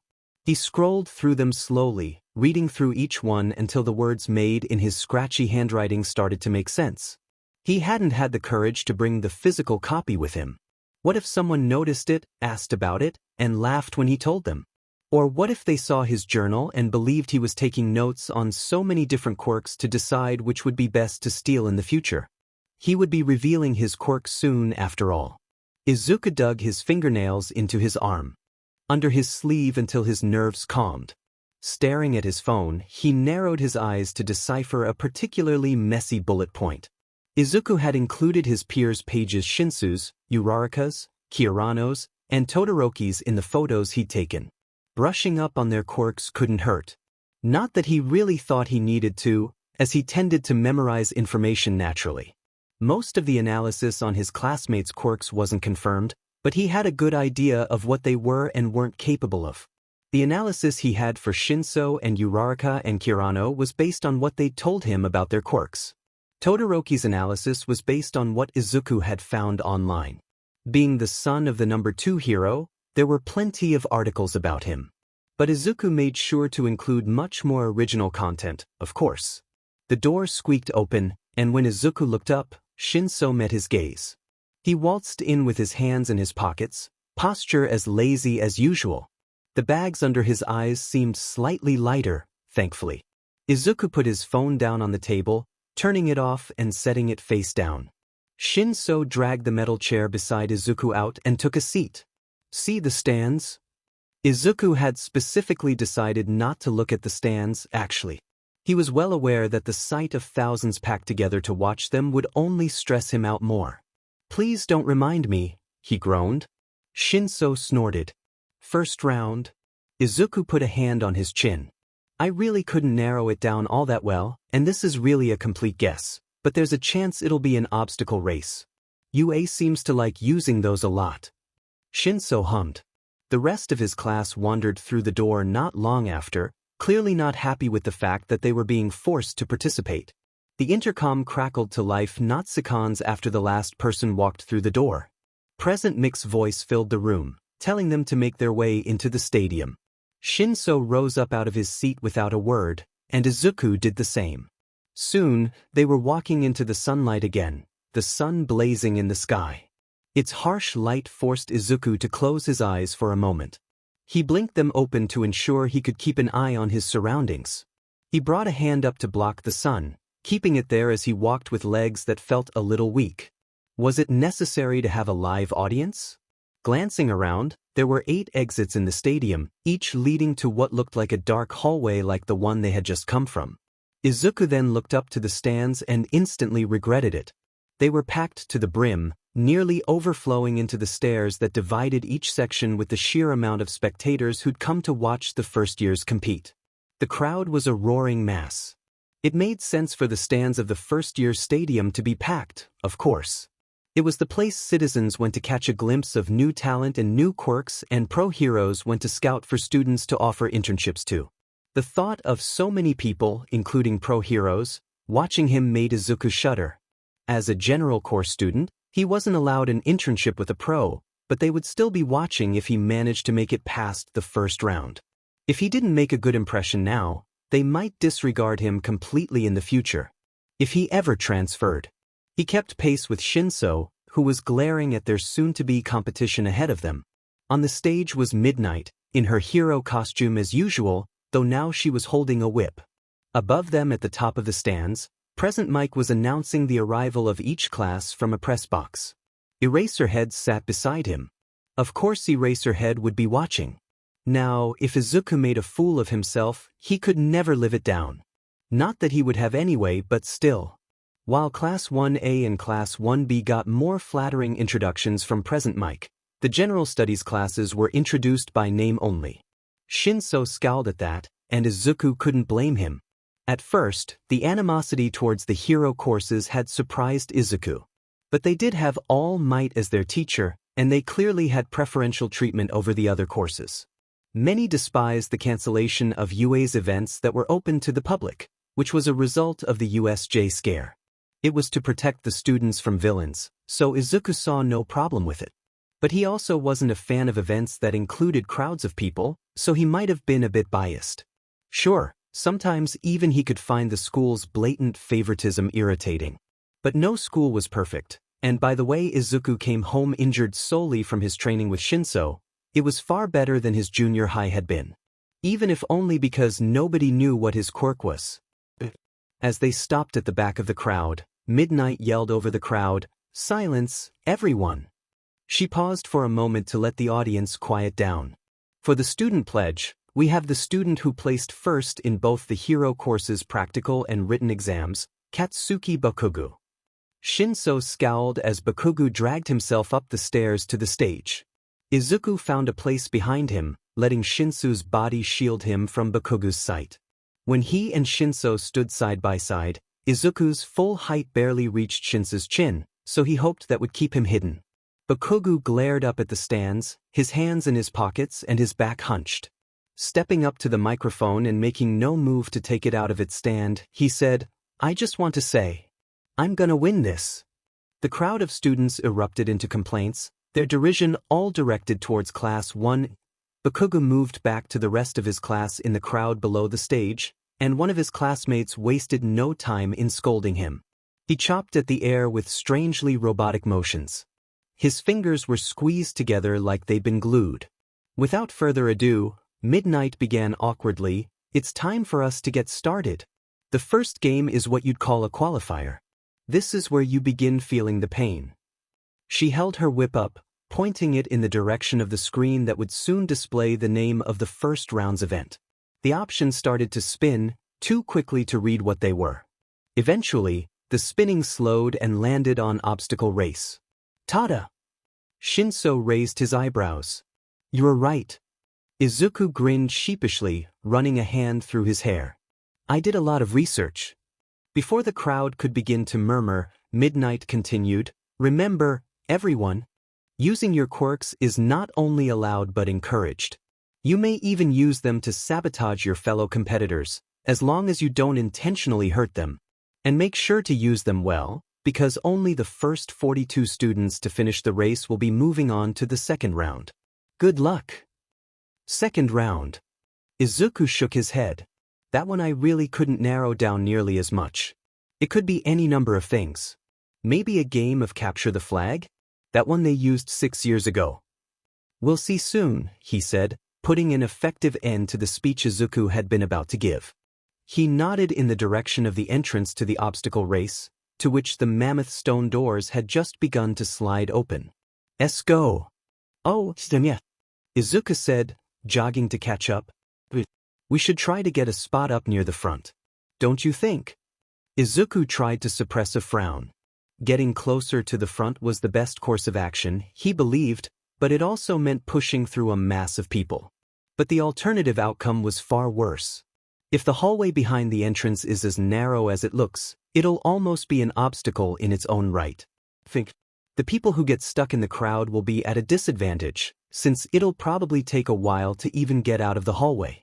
There's a chance someone, probably a hero course student, will try to take out the frontrunners, though.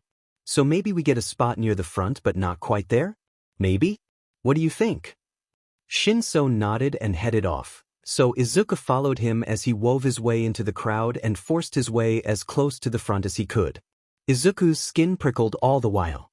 They didn't get awfully far, but it was better than taking a spot in the back. No hard feelings? Right? Izuku confirmed. Good luck. It wouldn't make as strong of an impression if they used each other to succeed, as that would imply they could only do well when they fought together. They needed to establish that they were worthy of the hero course on their own. Therefore, they would move separately. You too. In the mass of students, nobody was talking. Even so, just the sound of the throng shuffling their feet in anticipation made it difficult to hear the buzzer count down the seconds.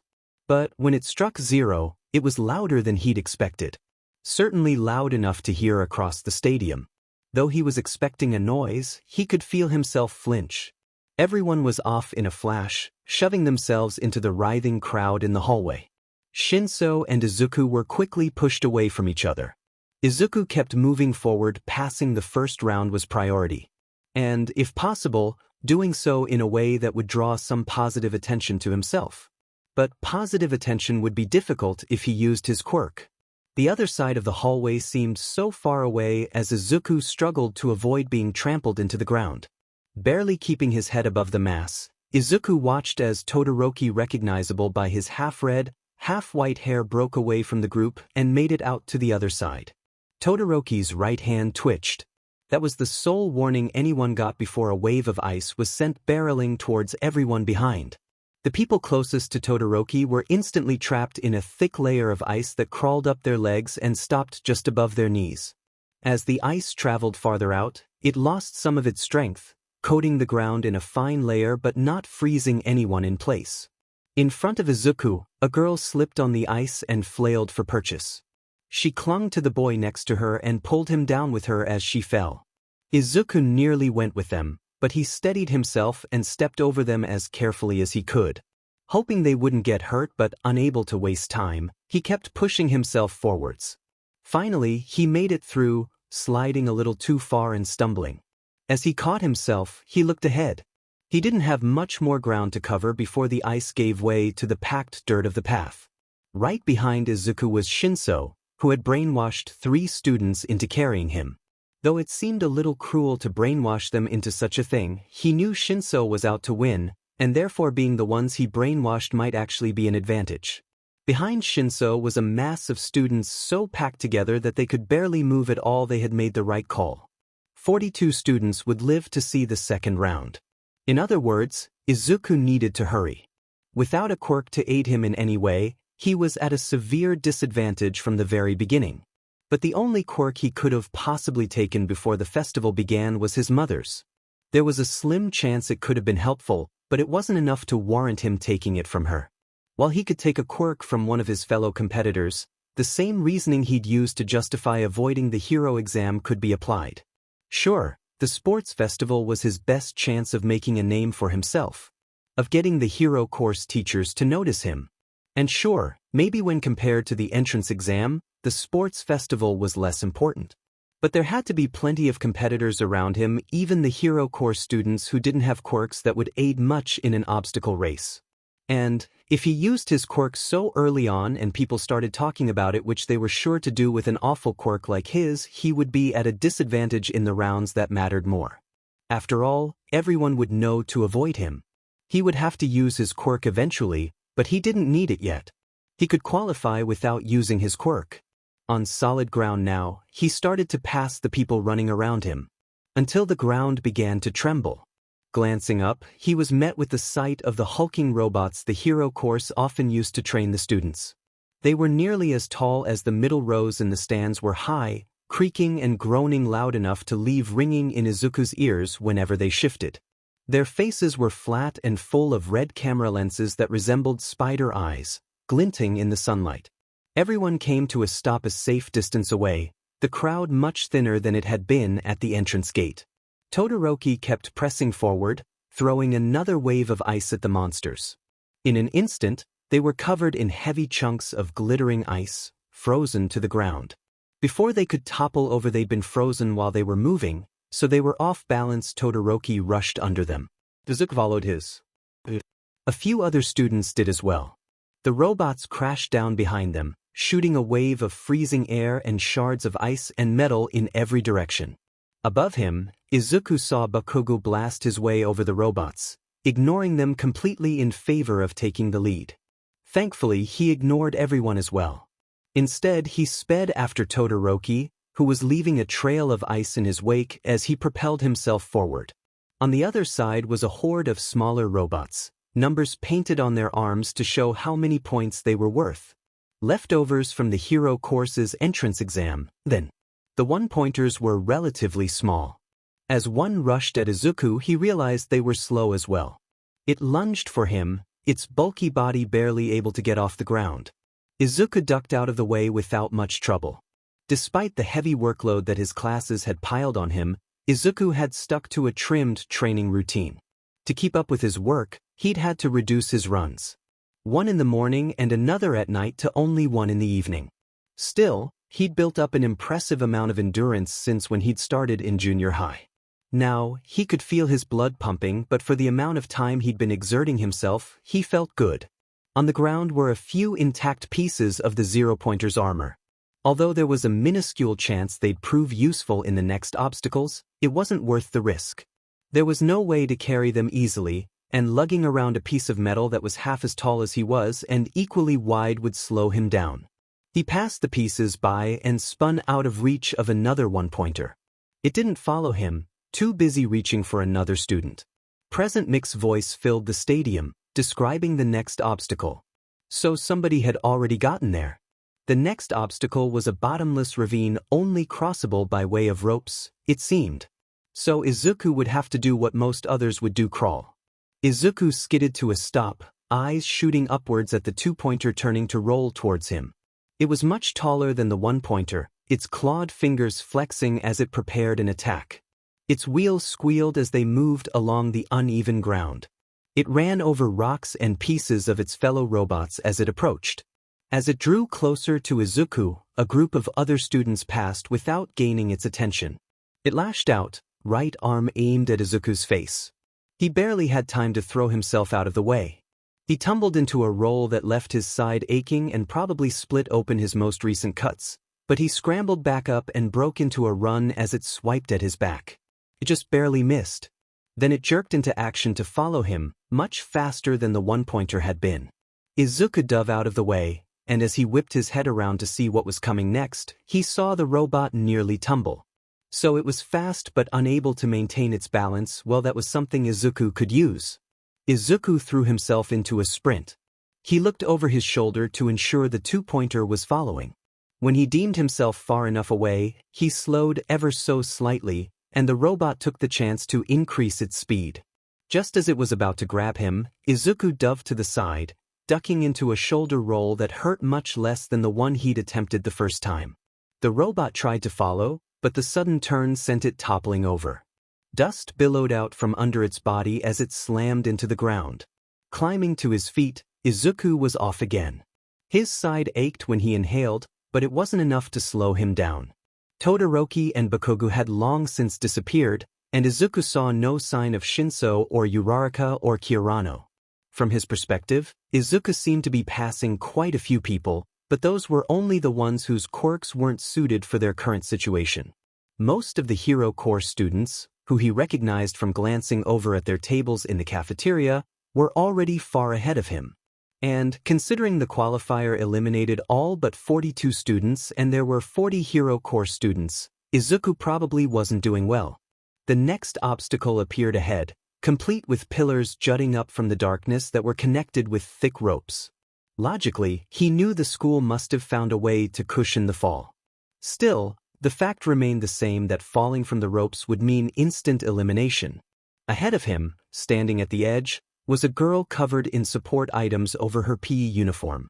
A grappling hook shot out of a metal piece attached to her belt, and as a small crowd around her watched, her boots started to slide along the ground. Izuku hadn't been aware that support items were allowed in certain circumstances. If he had to take a guess, he'd assume they were allowed as long as they were made by the person wearing them, because they certainly weren't necessary to control her quirk. And Present Mike would have called her out for breaking the rules if she wasn't following them. She slid off the edge and into the ravine, swinging down and stretching her arms and legs out like she was on a ride at an amusement park. When she was close enough to the pillar she'd latched onto with the grappling hook, she swung her legs forwards. Just before she crashed, her boots stopped her from hitting the rock. Then she was propelled upwards. Todoroki and Bakugo were far in front of her, easily clearing the final stretch of the ravine by either sliding across the ropes with ice or blasting over each drop. They both set down at the end of the obstacle at the same time. As they ran, they pushed and shoved at each other to try to take the lead. Just behind them were a few members of their class. Gritting his teeth, Izuku scanned the ravine in front of him, taking note of the fastest route he could take. With that memorized, he crouched down and grabbed the rope. He took a breath and let himself fall. Wrapping his arms around the rope to keep himself from plummeting down, he swung underneath it. He pulled himself across, rope under his crossed calves. The rope bounced as he moved, but there wasn't much wind to throw him off, at least. He reached the end of the first rope and turned to grab the side of the pillar. It crumbled as his fingers tightened around it. He dropped. He caught himself with his other hand, which was now burning from the sting of the rope's coarse fibers. Twisting around, he was able to put a hand on the flat top of the pillar and heave himself onto its solid platform. His ribs ached and his lungs burned. The damage he'd taken from hitting the ground to avoid that one-pointer was starting to take effect. Still, he ignored the pain. Clambering to his feet, he started again. When he was halfway across, he heard Present Mic's voice again, describing the next obstacle, a minefield. That, of course, would not be something Izuku would be particularly skilled at clearing. But it was something Bakugo could clear easily, and depending on how sensitive the mines were, Todoroki might be able to clear it with his ice under his boots. Izuku was on the last rope now, but as he turned to look at where his other competitors were, he saw two climb over the edge from their ropes and start their run to the final obstacle. Though he couldn't get a clear view from where he was, he knew there were plenty of contestants already at the minefield through Present Mic's commentary. The crowd was even louder now, clearly cheering on whoever was about to take first place. Just as Izuku was about to reach for the edge of the cliff, the rope jerked to the side. He nearly tumbled to his demise. But he held on. When he turned to look back at the cause, he saw a student on the other end of the rope. She was struggling to move, wrenching the rope side to side as she tried and failed to pull herself across. With the rope so unstable, Izuku could only grip the jagged edge of the cliff. If he tried to lift himself up as he'd been doing, the rope would pull out from under him and he'd fall. Present Mick's voice boomed louder than ever before, announcing that Bakugo had taken first place and Todoroki had taken a close second. The rope stopped jerking. With a sharp inhale, Izuku threw himself at the edge of the cliff. He gripped it with all the strength he could muster and prayed the rock under his fingers wouldn't crumble. His shoes scraped helplessly against the side of the ravine. With a burst of strength he hoped would be enough, he pushed himself up, muscles straining against his own weight. He stopped. His arms couldn't move him any farther. But before he could give in and let himself fail, he gave one last attempt and threw his leg over the side. From there, he slid his body to safety.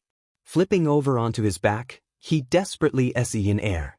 Third and fourth and fifth and sixth place all disappeared before he caught his breath. Struggling to his feet, Izuku ignored the way his lungs screamed at him to stop. He started to run again, too tired to sprint but too determined to jog. Present Mike announced the competitors who took 7th and 8th and 9th place. By the time he reached the minefield, 26 places had been taken. It was nothing more than a field that was littered with ditches and mounds of dirt that the landmines had created. The most damage was contained in the middle of the field, clearly where the majority had decided to run. There were at least 24 competitors tiptoeing around the landmines that had yet to go off or attempting to evade the mines entirely by using a path of ice Todoroki must have created earlier. 3 competitors had made it to the end of the field. When they hit the safety of a path devoid of landmines, they ran leisurely with the knowledge they'd be in the second round.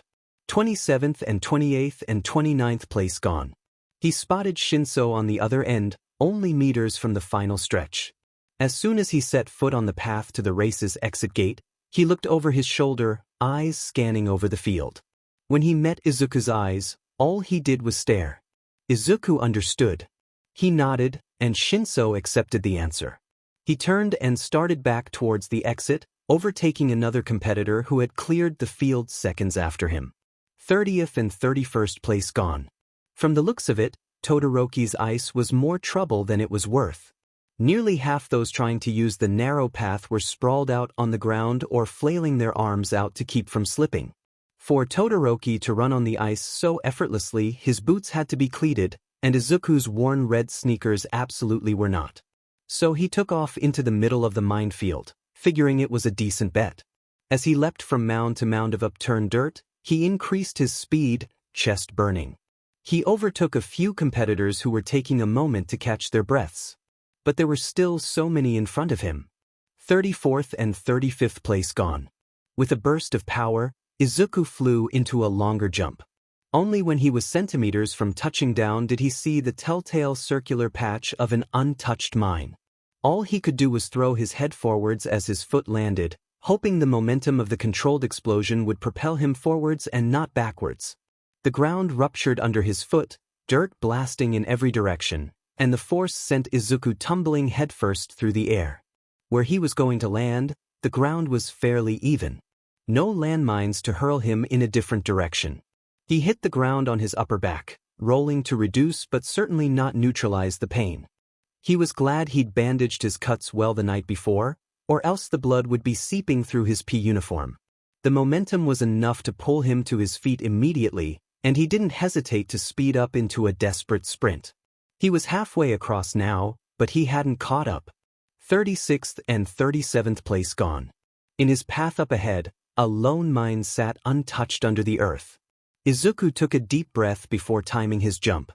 His heel connected with the edge of the circular mark of the mine, and the force sent him flying straight to the path beyond the minefield. Scrambling to his feet after a particularly brutal tumble, Izuku pushed his legs to carry him just a little farther. 38th and 39th place gone. And 40th place was Izuku's, as he passed through the dark hallway and into the sunlight once more.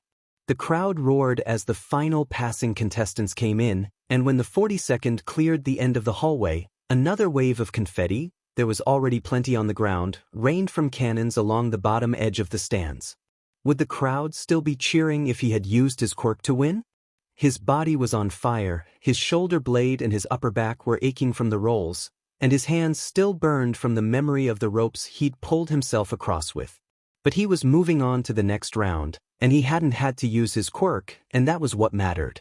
No amount of pain was going to stop him from crying with a stupid grin on his face. Swiping at his eyes to clear away his tears, he scanned the contestants that were standing farther from the hallway. His eyes caught Shinsou's mass of fluffy hair over the head of the girl who was covered in support items. As soon as he'd wiped away the last of his tears, he made his way over to Shinsou, waving as soon as his classmate caught sight of him. Shinsou didn't bother waving back, but he did take a couple of steps towards Izuku to meet him in the middle. Cut it close. Izuku half grimaced, half grinned. I know. But why? Midoriya, Uraraka's voice called, waving to him as she jogged over. You made it.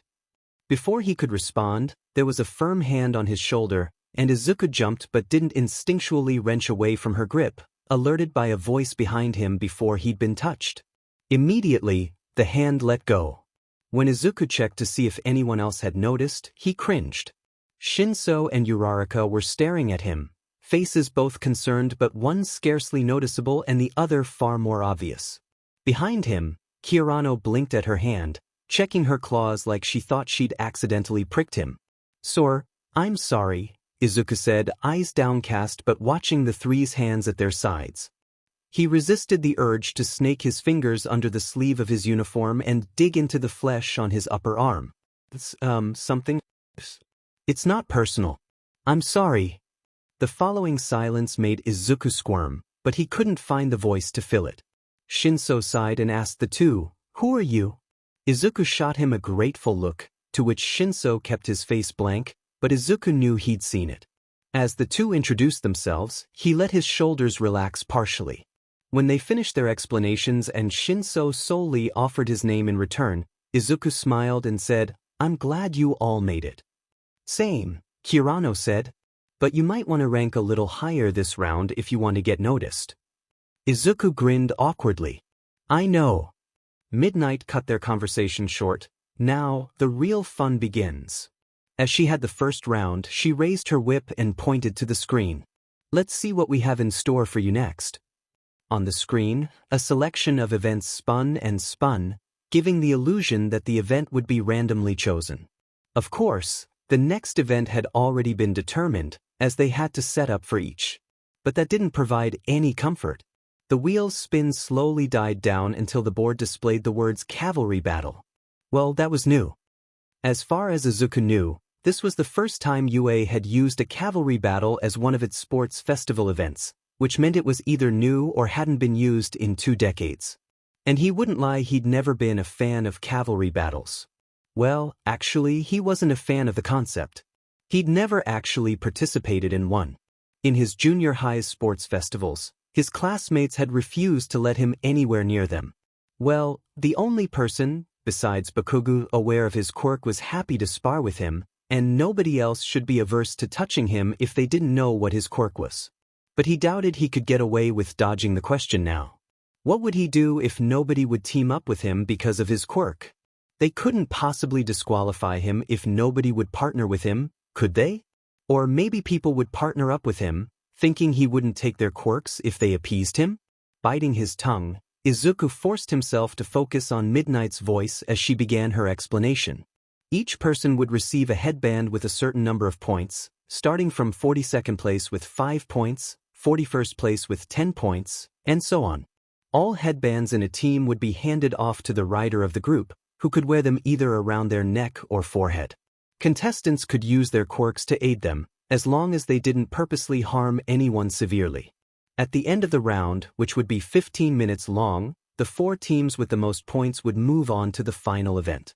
As she explained the rules, Izuku tried to build a potential team in his head. He ignored the nagging thought that everyone he asked would turn him down or laugh in his face. Teams could be made of 2 to 4 members, but a team of 4 would be much more likely to succeed. But where would he find so many teammates?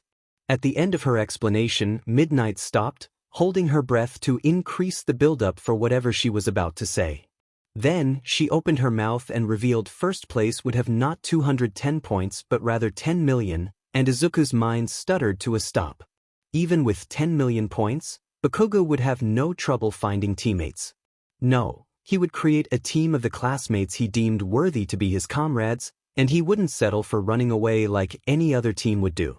With that many points, he was guaranteed a win if he held on to them. But Bakugo was himself. He would fight to take points from the other teams, and Izuku had a feeling his team, if he found one to be a part of, would be Bakugo's prime target. After all, Izuku had no right to stand on the same playing field as him. If his partners didn't run after he explained his quirk, would they run after he explained what Bakugo would undoubtedly do? Well, if they weren't afraid of him enough to leave, Izuku doubted Bakugo would be what made them reconsider. Still, the only person Izuku could think of who might possibly be his partner was Shinsou, but they weren't enough to face Bakugo.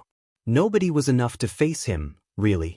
Still, if they wanted to have a chance of survival, they would need 2 more partners. But Izuku was confident that Uraraka and Kirano would partner up with their classmates. "Midoriya," Shinsou said, his voice louder than usual. He wasn't yelling, because Shinsou never took the effort to yell, but it was close. His lips were pursed together in a tight, subtle frown. "You're mumbling." Izuku swallowed harshly, squeezing his eyes shut for a second before reopening them. "I'm sorry. This is a lot of pressure, huh?" He chuckled, but it wasn't convincing and he resisted the urge to bite into his cheek for it. Well, who are you guys going to partner with?"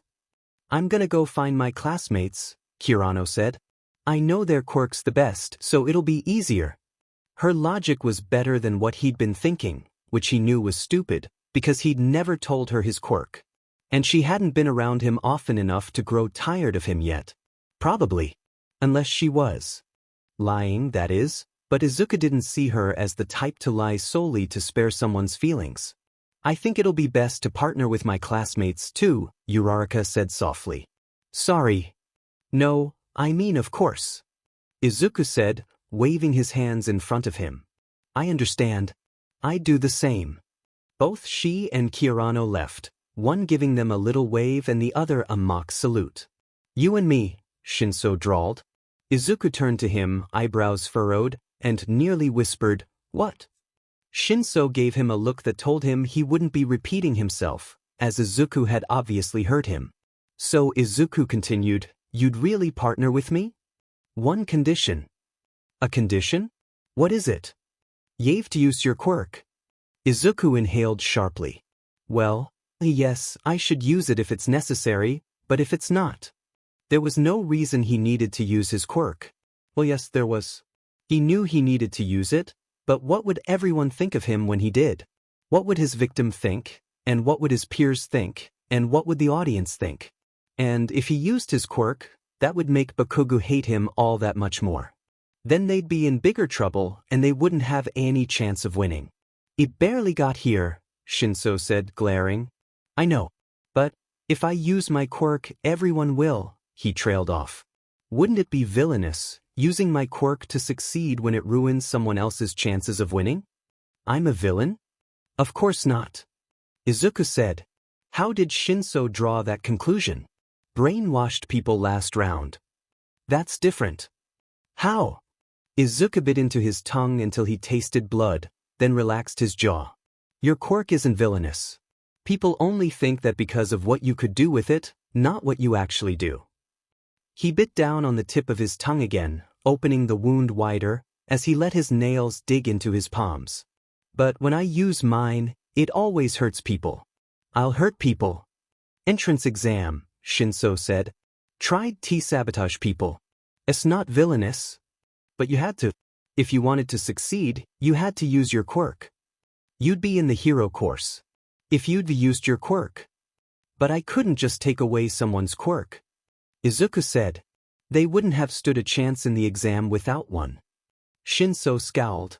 I can spare enemies. But they wouldn't have been my enemies, Izuku pressed, voice cracking.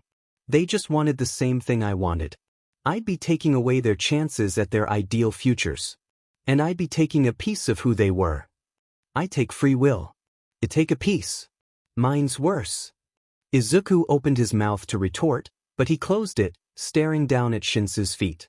When he felt tears sting at his eyes, he put his hand over his mouth to hide the way his lips wobbled. Their quirks were different. They both could take away a person's will, a person's hopes, a person's dreams, sure. But they were different, because Shinsou's quirk wasn't villainous, because Shinsou only used it because he had to succeed. Izuku's quirk was villainous, and he couldn't dare to use it, because what kind of person would he be if he did? Using it would make him the monster everyone always thought he was. Using it would mean nobody would trust him and that they had every right not to. Our quirks read the same. They're not.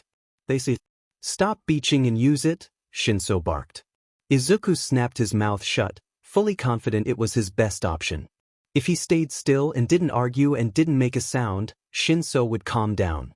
Shinsou crouched down and inhaled and exhaled audibly. "It isn't villainous. I said mine wasn't." Now, if Izuku didn't talk, he'd find himself in more trouble. "But they're different. Yours villainous and mine's not?" Shinsou asked. Izuku said nothing. "Bullshit." "But Izuku started. "Can stop villains quick. For they hurt anyone," Shinsou finished.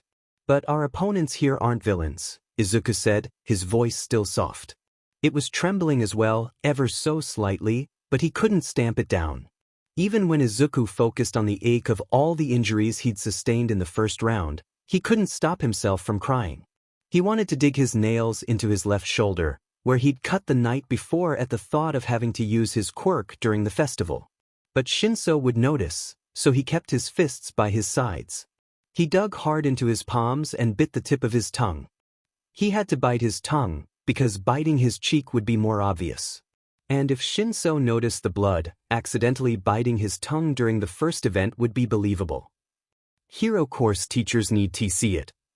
Izuku sniffled and swiped his wrist across his nose, grimacing at the wet feeling on his skin as he wiped the snot away. As he rubbed the back of his wrist on his pants, he nodded but didn't meet Shinsou's eyes, knowing his face must have looked pitiful. It was true if he didn't use his quirk during the second or third events, the hero course teachers wouldn't know what it was by watching him. No, only All Might would know personally. The rest would know only by the information ectoplasm had given them, and what if they assumed he thought himself too good to use it? He'd already refused to use his quirk during the first event, when he could have cleared easily with the right, if right was the correct word, selection. He'd almost failed because of it. If he wanted to make up for his less-than-ideal performance in the first round, he needed his quirk in the second. Refusing to use it in the second as well could cement his fate as a permanent member of the general course. Honestly, he should count himself lucky if they hadn't disregarded him already. And what about All Might, up in the stands, watching Izuku do so poorly because he was refusing to use a quirk that the pro had said wasn't villainous? A quirk that he'd encouraged Izuku to use to try for the hero course? What was he doing, convincing himself he didn't need to use his quirk? Izuku glanced up to meet Shinsou's glower and reluctantly said, "I'll try." Shinsou rose up, looking away as Izuku wiped away the last remnants of his tears. His eyes would still be red and puffy, but Izuku couldn't do much to fix that. From what he could see, most had already grouped into teams of 4, and when he risked a glance at the timer on the screen above midnight, it read 8.5 minutes remaining. They'd had 15. Izuku started to apologize for wasting so much time, but Shinsou rolled his eyes and turned away from him as soon as the first few words had left his mouth. He started off in what Izuku assumed was a random direction. As he walked away, Izuku resisted the urge to dig his nails into his shoulder once again. Whatever relationship he and Shinsou had had was ruined now, wasn't it? Izuku wasn't sure he could have called them friends, as he didn't know what Shinsou would call them, and he refused to make the mistake of deeming someone a friend when they weren't. Not that he believed Shinsou would treat him the same way Bakugo did. But just because he didn't seem to mind Izuku's quirk didn't mean he didn't mind Izuku using it on him. Gritting his teeth, Izuku dug his nails into his injured shoulder. The sting it brought was almost comforting. Wherever they stood didn't matter at the moment. What did matter was moving on to the third round. If their team failed, neither of them would have made any impression on the hero course teachers. If he kept standing there, he would accomplish nothing but wasting more time. What he could do now was help Shinsou look for partners and attempt to create a plan that might just let them win. Because they would need partners to have any chance against Bakugo. And use his quirk if it would ensure them victory. If he didn't use his quirk during the second event, he'd be setting himself up for failure in the eyes of the hero course teachers whether their team passed or not. If they failed because Izuku refused to use his quirk, he would be ruining Shinsou's chances of making it to the next round, if not anyone else's, too. And was that not the same as letting down victims of a villain when he refused to take that villain's quirk if he ever became a pro? He could keep a good conscience if he failed because he refused to use his quirk, but he'd lose it the second someone else failed because of him. Either he refused to use his quirk and aided the other teams, thereby hurting his own team, or used his quirk and harmed the other teams to help his own. In the end, he would lose either way. He sniffled one last time and lifted his head up to scan the field for anyone still searching for a partner. Shinsou had already disappeared behind the sea of other contestants. But Izuku knew he'd gone left, so he turned right and slipped around each group who were already planning their strategies. Just as he cleared the worst of the crowd, skin crawling, the girl who'd been covered in support items in the first round skidded to a stop in front of him. She just about launched herself in his direction. Her face stopped centimeters from his, and Izuku flinched back and nearly fell. "Are you in the general course? Please tell me you are. I've been searching forever," she whined. She didn't acknowledge Izuku's reaction to her approach, though he suspected it was because she hadn't noticed.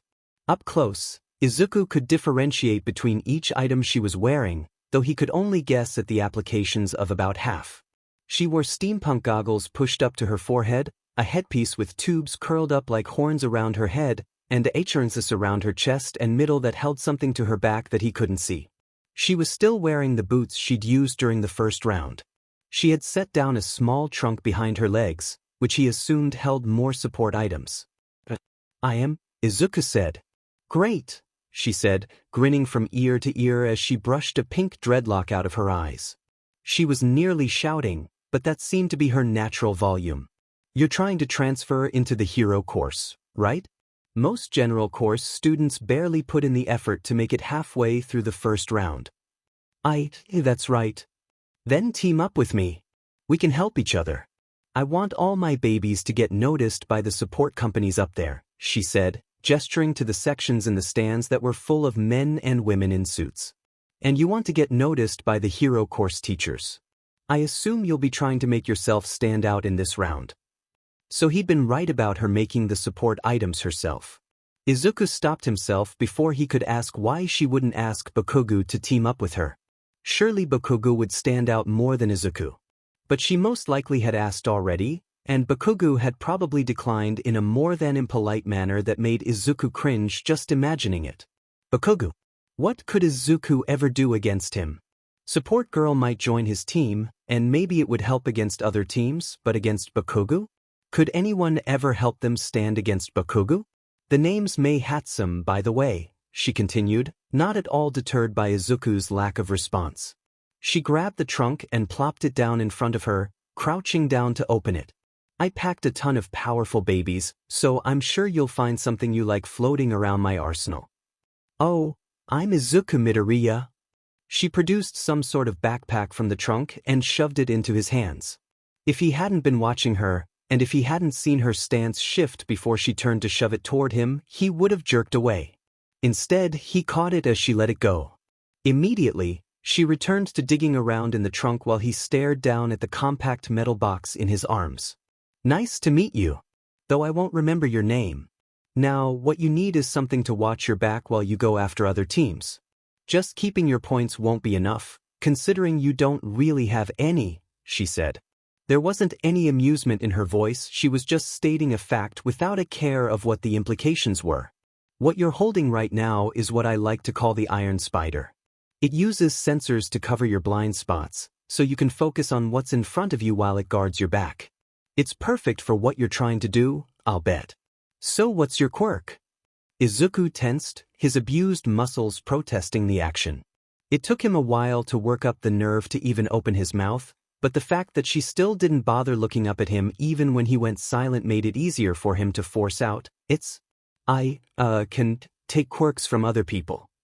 She turned to stare at him then, a strangely shaped gun in her hands. Izuku glanced behind him, ready to freeze or flee. She merely stood up, and her face lit up with excitement. Do you know how many support items I could make for you depending on which quirk you have? Think you could take a few permanently so my babies wouldn't go to waste? When you become a hero student, make sure to stop by 1HS Studio, and I'll fix you up with something awesome. Izuku blinked, unable to respond. But can just see up to 5 kilometers away. Not exactly useful for this type of thing. Or really anything, she laughed. For a second, Izuku wondered if that was the reason she didn't seem afraid of him. If he took her quirk, it didn't appear she would mind much. Still, that didn't make sense, as even his classmates in elementary and junior high school with quirks that weren't particularly useful wanted him to touch them. Before Izuku could try to think up another reason, Hatsum presented him with the oddly shaped gun she'd been holding. This baby is my quad blaster. It shoots cartridges that release capture nets. It can shoot 3 nets before it needs to be reloaded. She paused, stuck her head back in her trunk, and rummaged around. Looks like I left the extra cartridges in the studio. That's my bad. Ignoring the fact that the gun's name didn't make much sense, Izuku said, that would still be a really big help, actually. And your Iron Spider. Right? So let's team up. Got any other teammates in mind? Izuku glanced behind him, but Shinsou was nowhere to be found. Oh, I do actually. We need to go find him. He's in the general course too. Perfect. As Izuku led the way in the direction he'd last seen Shinsou, he checked the clock. He beat down a rush of panic when he read only 5 minutes remaining. They moved through the crowd as quickly as they could. Izuku kept his head up, searching for Shinsou's hair. When he saw it on the other side of the field, he motioned for Hatsum to follow with his head, since his arms were still full. Eventually, they moved out into a more open area, where he could see Shinsou talking to one of their classmates. It was Kirikyu, the boy with the quite literal icy appearance who Izuku had taken notice of on the first day. Though they occasionally sat at the same table during lunch, it was odd sitting next to people during lunch, but his class was still oblivious to his quirk, so there was no glaring reason to avoid him. They knew little more than each other's names and motivations for joining the general course. Which was why it was strange to see he'd made it to the second event. Kirikyu had no intention of transferring like Shinsou or Izuku did, though he had mentioned how much he hated how the general course received so little attention. Shinsou, Kirikyu, Izuku greeted, mainly to alert them of his presence. Shinsou kept his eyes on Hatsum, who was standing at Izuku's side. Who are you? Mei Hatsum, she said, shoving herself into Shinsou's face just the same as she'd done with Izuku. He stared back at her with a frown, leaning back slightly so their noses wouldn't touch. And you are? Shinsou. She, wants to be on our team. She's in the support course, so she can use all the support items she brought, and some of them seem like they'll be a really big help. And, Kirikyu, are you? Yeah, I'll be on your team, he said. He huffed a laugh. A team of only non-hero course students. If we can pull this off, it'll be a pretty big upset. It'll definitely be something to take note of, Izuku supplied, catching Shinsou's subtle smirk right before it disappeared. Since we'll have to steal other headbands to get enough points. Izuku paused, bringing a hand to his chin. For a moment, he couldn't start up again, but his teammates had a right to know. Well, not, necessarily. The Bakugo will probably try to take everyone's points. He won't just settle for the 10 million points he has. He'll still go on the offense, so maybe if we can just avoid him, we'll be able to move on to the next round, because I really don't think we'll be able to fight him fairly, since he's, well, the guy who got first place? You know him? Kirikyu asked. Izuku hoped the grimace he made wasn't obvious. Yeah, kind of. And you think he'll take everyone else's points? I think so. He's not the type to go on the defensive. He has to win, and when he wins, he wants it to be by the largest margin possible. So he'll go after everyone's points, probably. Especially ours. Izuku couldn't help but move his hand from his chin to cover his mouth and nose. He doesn't like me all that much, so I'm afraid he'll target us specifically, probably towards the end of the round when we won't have time to steal back any points. And he's strong, obviously. Really strong. Why doesn't he like you? Izuku didn't suppose there was any use attempting to lie. As soon as Bakugo targeted him specifically, Shinsou would draw the same conclusion whether Izuku spoke up now or not. So, in the end, Izuku needed to quickly reveal his quirk, hope Kirikyu didn't leave because of it, and hurry through their basic strategy. They needed to prepare for Bakugo. And, at least with this, Izuku could transition into the concept of his quirk. Though he was introducing it through the idea that somebody already hated him for it, so maybe it wasn't as convenient as he would have liked. But it truly didn't matter, as he would have had to say it eventually. He'd made a promise to Shinsou, and he wasn't going to ruin his teammates' chances of success to protect himself. He, doesn't like my quirk. Which is? With his hand still covering his mouth, Izuku said, can take other people's quirks. He forced his line of sight up so he'd be able to gauge Kirikyu's reaction. Then he forced out, and used them for myself. Kirikyu huffed. I can see why he wouldn't like that, he said, his voice abnormally calm. No panic, no fear, no backing away, no calling him a villain. No, just an elusive edge of hesitation in his words that stemmed from apprehension. In a way, it was better than Hatsume's reaction. While Hatsum had seemed to grow even more excitable at the mention of his quirk, Kirikyu grew hesitant. That was to be expected. It was what he should have done. It was almost better because he was reacting in a genuine way, but he was trying to suppress his fear to avoid provoking Izuku. And that was what everyone would do if Izuku became a hero. They would see him as a villain, and he would fight to prove that he was different, that he was good, that he could be trusted. And one day they might just trust him. That was all he could ask for. Still, is that really worth hating someone for? It's not like you had any say in it, Kirikyu continued. Izuku frowned, confused. You didn't take his quirk and never give it back, did you? No. I couldn't. So he's just an butt, Kirikyu said. Shinsou snorted. After shooting Shinsou and Hatsume an apologetic look, Izuku offered, still, if you don't want to partner with me because of my quirk, I understand. Midoriya, Shinsou warned. Before Izuku could apologize, Kirikyu said, why would I not want to partner with you for that? Your quirk might actually come in handy. Think about it. Why not just take Bakugo's quirk? Because if Izuku did, Bakugo might actually kill them all. Kirikyu continued, my quirk's called Frost Breath. It's pretty self-explanatory. My breath is cold enough to freeze things if I want it to. It can hurt people if I breathe directly onto their skin, so it's better if I breathe on the ground or at someone's feet. But I can only use it about 3 or 4 times before I can't breathe in deep enough to use it properly. But if I got tired, you could take it and we could get more shots out of it. I mean, Izuku trailed off. Was Kirikyu just attempting to appease him? I won't take it if you don't want me to. I offered, didn't I? It's fine as long as you give it back. Midoriya, is your quirk activated by skin contact? Hatsume interjected. He nodded to Kirikyu, then to Hatsume. Then you should be the rider. That way you'll be able to use any of our quirks plus anyone else who's stupid enough to get close to you. Izuku glanced at the timer. 2 minutes remained. If they didn't hurry, they wouldn't have a plan for defending themselves against Bakugo. They would lose before they ever had a chance to stand out in the crowd. Well, they would stand out, but not for the reason they wanted. They really needed to hurry. Shinsou, Hatsume, can you tell us what your quirks are again? Just so everyone knows. As soon as they'd finished explaining their quirks, he continued, the board says we have 105 points in all. Most teams will end up with 0 points by the end of the round. Hopefully. But we won't be safe unless we take some headbands from the other teams.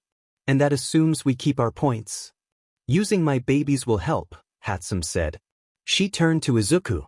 You wear the Iron Spider. And you'll have to hold the quad blaster too, since the rest of us will have our hands full.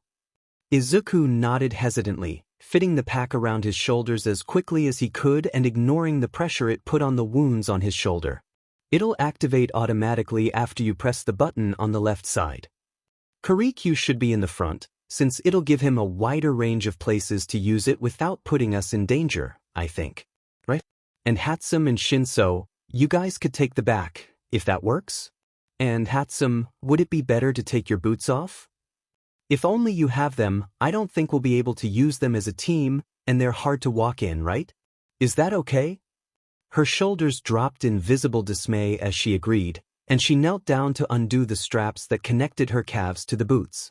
At the same time, Shinsou and Kirikyu agreed to their positions. Izuku once again checked the timer on the screen. Only a little over a minute remaining. We need to prepare for Bakugo, Izuku blurted. Izuku didn't miss the way Shinsou's eyes narrowed, and he knew exactly what Shinsou was thinking. It made his heartbeat stutter and speed up its rhythm, but how could he not mention Bakugo again? So what did it matter if Shinsou suspected Bakugo's and his relationship was less than ideal?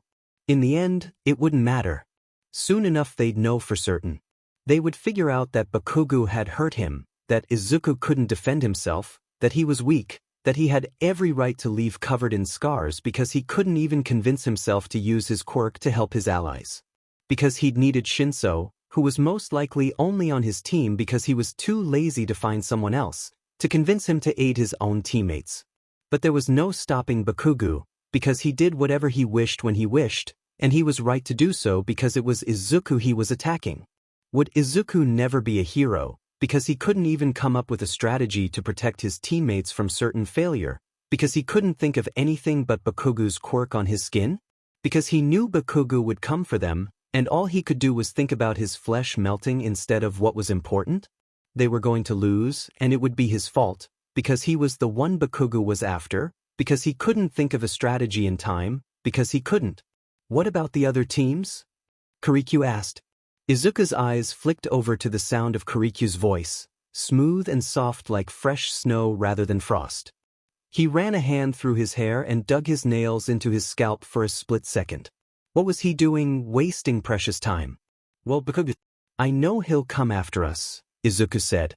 But I bet at least a few teams will go after Bakugo's 10 million, especially if they're in Class 1B and haven't yet seen him in action.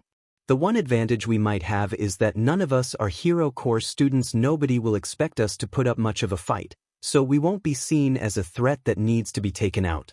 But that's also a disadvantage. If we're not seen as a threat, there will probably be a few teams who come after us to take our few points before disregarding us entirely. We could try to take advantage of that and let our points be taken early on, and then we wouldn't be targeted, and then we could take back enough to move on when time is about to run out, but that's awfully risky. He glanced at the clock, heart stumbling. There's nothing we can do to stop Bakugo from targeting us. When he comes, I think the only The buzzer rang, booming across the stadium and echoing off its walls, and Midnight raised her whip and yelled, "Everyone, come get your headbands and get into position. The cavalry battle will begin in 30 seconds. They were going to lose. And it would be Izuku's fault." Their team scrambled into formation, and when Izuku was balanced, supported by his teammates' hands, he let his fingers slip underneath his right sleeve. He forced his nails down into his skin as far as they could go without drawing blood, pretending he was rubbing some soreness out of his shoulder. The pain distracted him from the itch under the skin of his feet. They were only touching his feet to hold him up, and his socks kept their skin from making direct contact. Even so, the discomfort didn't fade with something as unreasonable as logic. If he had spent his time searching for a teammate rather than attempting to convince himself Shinsou was in the wrong, he might have been able to come up with a plan. Instead, he'd wasted their time. Now, he'd have to think of a plan during the event. But there was a slim chance he'd be able to relay any information to his teammates without distracting them from the other opponents they would have to face. And Izuku was the rider. He would be the one responsible for keeping an eye out for threats and potential targets.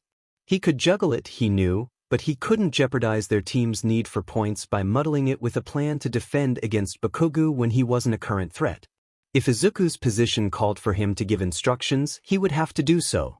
But they would have to be based on whatever threat was imminent. Izuku released the tension in his hand after one last burst that sent another bolt of pain through his shoulder. He brought his hand down to hit the button on the side of the iron spider, feeling it click under his fingertip. Then, he set his arms out in a more balanced position.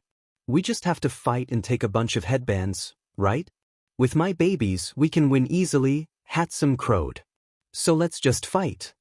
"Sounds like a plan to me," Kirikyu said. Shinsou nodded. Did they truly believe that was all they needed to do? Their tones made him think they did. The buzzer went off, loud enough to make Izuku's eardrums ring. Every team seemed to jump into action simultaneously. It was Bakugo and Todoroki's teams who moved faster than the rest. Though they had started on opposite ends of the stadium, they were already at each other's throats quite literally, as every rider's headbands were carefully tied around their necks. Ice and fire collided in a blast of blinding light, the blazes on Bakugo's palms reflecting on Todoroki's thorns of ice. Izuku's best bet would be to use his quirk on Bakugo. As awful as that idea was, Bakugo wouldn't keep his distance. He would assume Izuku wouldn't use his quirk on him. That Izuku wouldn't have the courage to. Scanning the electronic board above the press box that now displayed the teams, Izuku counted 11 in all. But before he could double-check, he felt his teammates tense under his feet. One team had branched away from the group they'd been near at the start of the round, now barreling towards Izuku's team. Izuku didn't recognize anyone on their four-person team, but he took note of their distinctive features. The rider had silver hair and an almost feathery crown surrounding his eyes, which could either be an eye mask or his eyelashes. His quirk wasn't obvious from his appearance, unfortunately. From his position, Izuku could see the left horse but not the right. The left's most distinguishing feature was his headband, as his hair and eyes were dark gray with no sign of a mutant-type quirk. Izuku couldn't take any guess at what his quirk could be. However, Izuku could assume the front horse had a quirk that warranted him a spot in the front. His tousled hair was the color of sand, and he had an impressive set of exposed teeth similar to ectoplasm but not quite as disconcerting. Though his teeth were what would catch someone's attention, Izuku doubted it was related to his quirk. It was more likely a feature he'd received from one of his parents. It didn't make sense for him to be up front if his quirk was merely increased jaw strength or something similar. Close-range quirks weren't particularly useful in a cavalry battle when one was a horse. "Kirikyu!" Izuku shouted, hoping his voice would carry over the roar of quirks clashing, contestants yelling, and the audience cheering. Kirikyu pulled his head back as he inhaled, then let his breath go in the direction of the front horse's feet. His team had just enough time to slow down, but not nearly enough time to dodge. Kirikyu's icy breath curled around the front horse's feet and formed little crystals around his shoes that left him stuck to the ground. But as he started to struggle, Izuku felt Shinsou and Hatsum falter. Beneath his teammates' feet, the packed dirt was melting into mud. It pulled their legs into the ground. The ground had started to shift just beyond the front horse's toes. The quirk was Teeth Boy's. Could he solely turn the ground into a quicksand-like substance, or was his quirk more general than that? In the bare field, Izuku doubted the specifics mattered. "I can't get out," Kirikyu shouted, Shinsou grunting his agreement. "My ice won't hold him for much longer." Before Izuku could reply, he felt the iron spider were to life.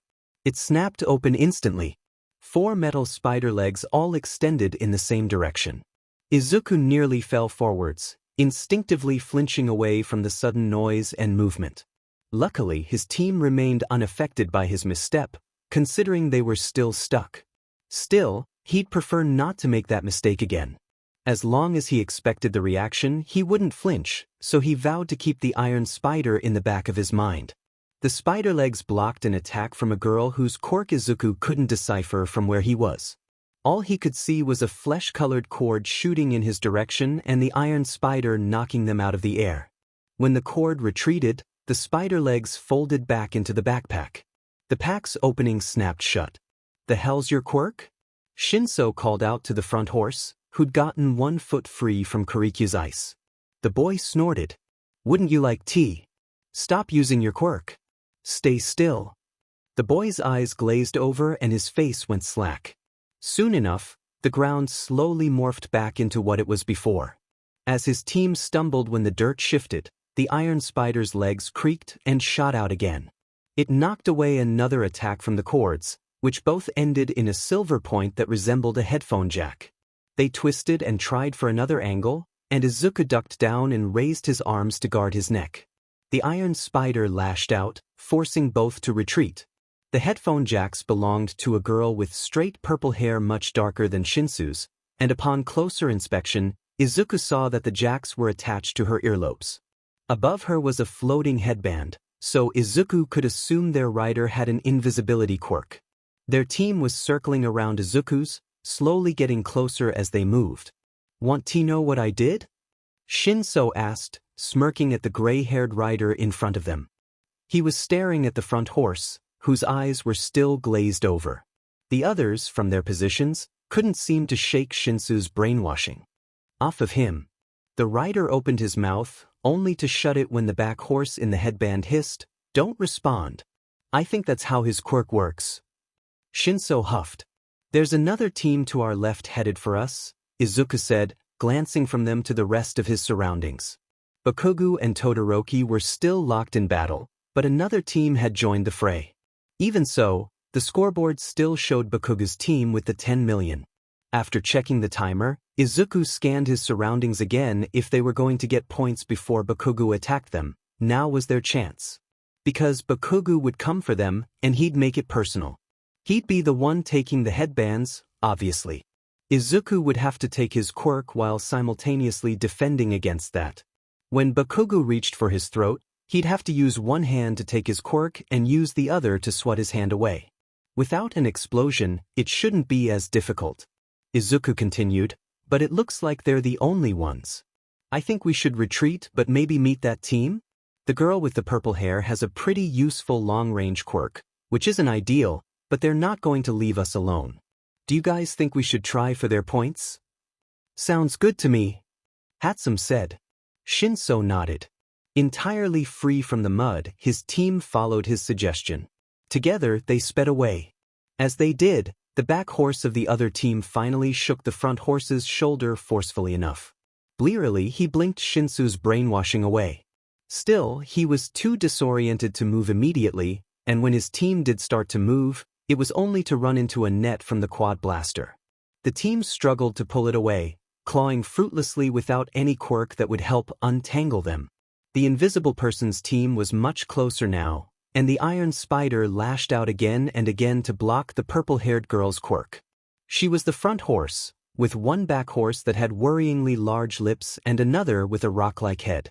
Neither had a discernible quirk.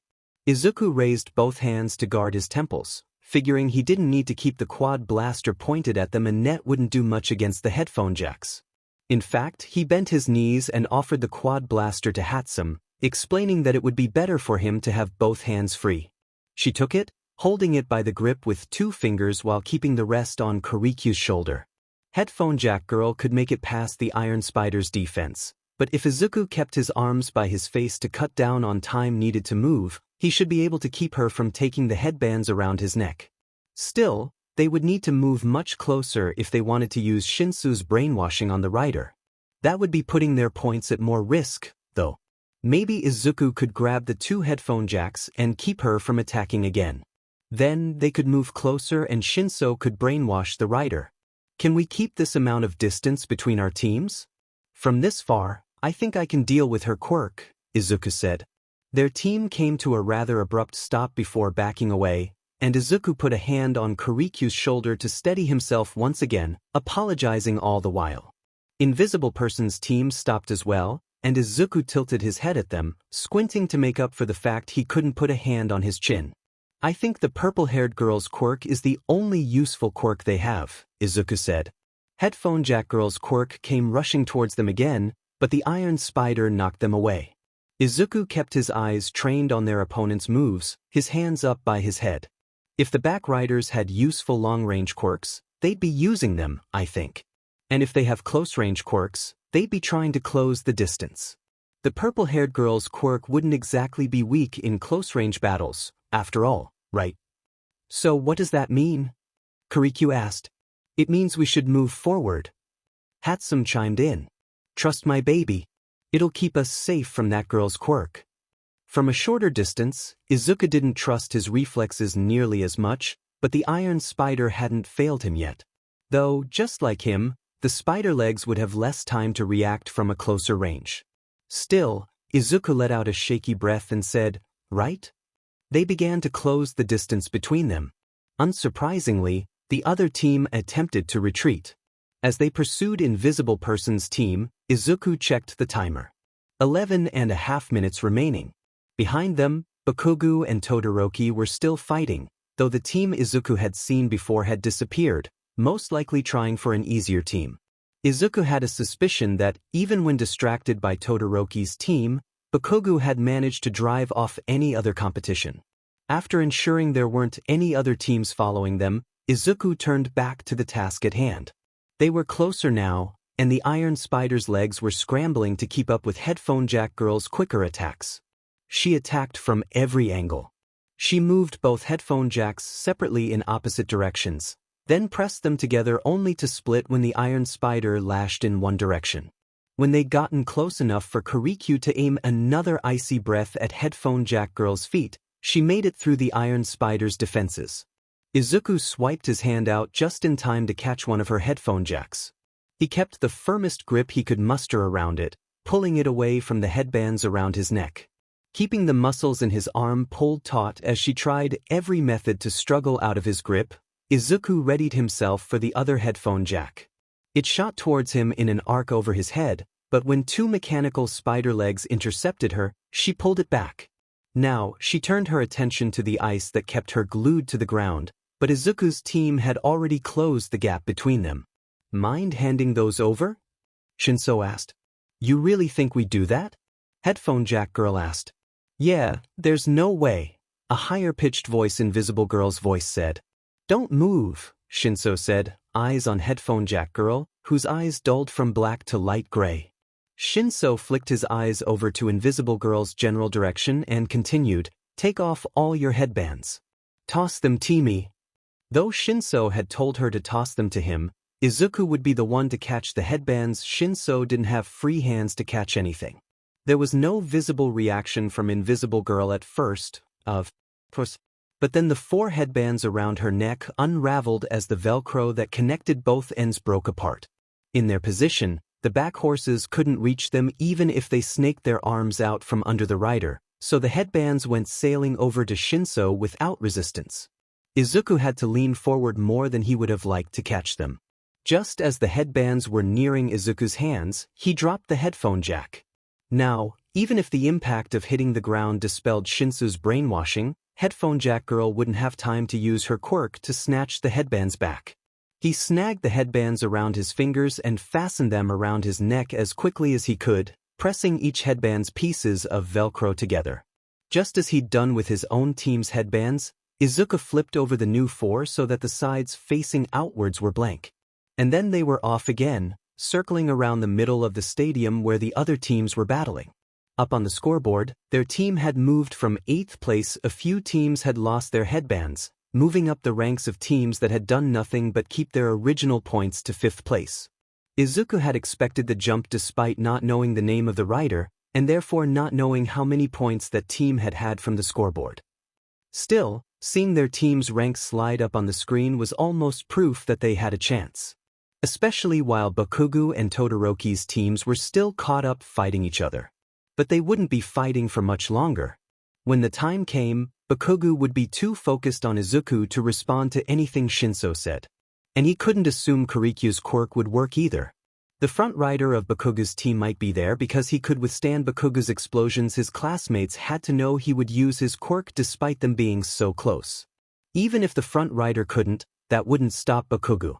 He'd do his best to avoid seriously injuring the rider, but he'd still use his quirk. His explosions would instantly melt any frost Kirikyu could produce. "Iku'd taken her quirk," Shinsou called up to Izuku. Izuku tensed. He didn't even think to. "I'm sorry." Bakugo might respond to Izuku. Shinsou would be far more forgiving than Bakugo if Izuku took his quirk instead. Izuku could brainwash Bakugo and ask him to toss over the 10 million headband, then the rest. The 10 million first for both the sake of time and to ensure Izuku didn't drop it when attempting to catch many others.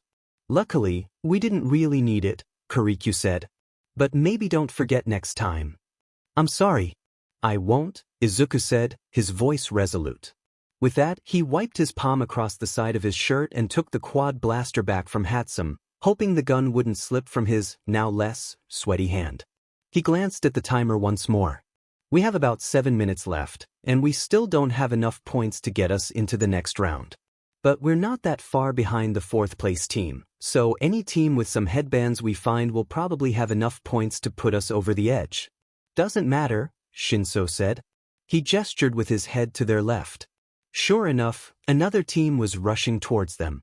They sidestepped as the opposing team dashed past, though Izuku almost lost his balance in the process, as he didn't dare pull his hands away from his face to right himself. One of the back horses was Kirano, who was grinning, fangs showing. The back horse across from Kirano had skin as black as Eraserhead's hero costume, with shaggy gray hair that contrasted sharply against it. Their front horse's appearance was much more plain than the rest on his team, with no visible feature of his quirk and inexpressive black eyes. Kirano's team changed course and charged at them again. When they were close enough, Izuku aimed the quad blaster and fired. They nearly tripped over themselves in a rush to stop, but the net covered them all the same, draping over the rider's head and hanging down to the knees of the horses. The rider pushed at the ropes uselessly. Even when Kirano let go of the front horse's shoulder to help, the net never moved. That is, until the front horse took a deep breath and exhaled, his breath solidifying in midair and pushing against the net. At first, it resisted, but the bubble the front horse had created kept expanding. Eventually, the net curled around the bubble over the team's heads. With a shove from the rider, the bubble and net drifted away. Still, Kirikyu wasted no time in exhaling his own quirk-powered breath onto the front horse's feet. Rather than coating the horse's shoes, it left a frosty sheen on the ground below them. Nevertheless, it accomplished practically the same goal, as the front horse was trapped all the same unless he wanted to risk slipping. It wouldn't hold them long, but it was enough to keep them away for a few seconds. Mind handing those over? Shinsou asked. The rider snorted, laughed, and said, "That's a little overconfident, don't you think?" Kirano huffed. "You're one to talk, Monoma." At the same time, the rider's Monoma's eyes paled, and he slowly pulled the headbands away from his neck at Shinsou's command. As he did, Izuku chanced a look at the scoreboard and timer. Monoma's team was in 7th place. 5 minutes remaining. When Izuku turned back, the headbands were already in the air. But they didn't make it to his fingers. Instead, they were intercepted by the front horse's quirk, hitting a wall of solid air and falling onto a second platform he'd created just after the first. Just as the other team started to move, Izuku lowered his arm and pulled the quad blaster's trigger, shooting out another net that again covered the rider and head of the front horse. Next, unfortunately, came the moment of truth. With Shinsou's and Kirikyu's words echoing through his mind, Izuku said, "Kirikyu, I'm going to take your quirk." As he nodded, Izuku leaned down, put a hand on his head, and forced his quirk to activate. "Get me right under the headbands." Inhaling deeply as he raised up, Izuku aimed his breath at the air that was keeping the headbands suspended. A layer of frost covered it and spread until the air itself was ice. Freezing it into a brittle sheet that shattered, Izuku reached up and jabbed the quad blaster through it. The headbands fell into his left hand, and Izuku apologized to Hatsum as he dropped the now useless gun to the ground. He fastened the headbands around his neck. Before the front horse could make another air bubble, Kirikyu directed the team away. They started off again, heading away from the other teams in the area.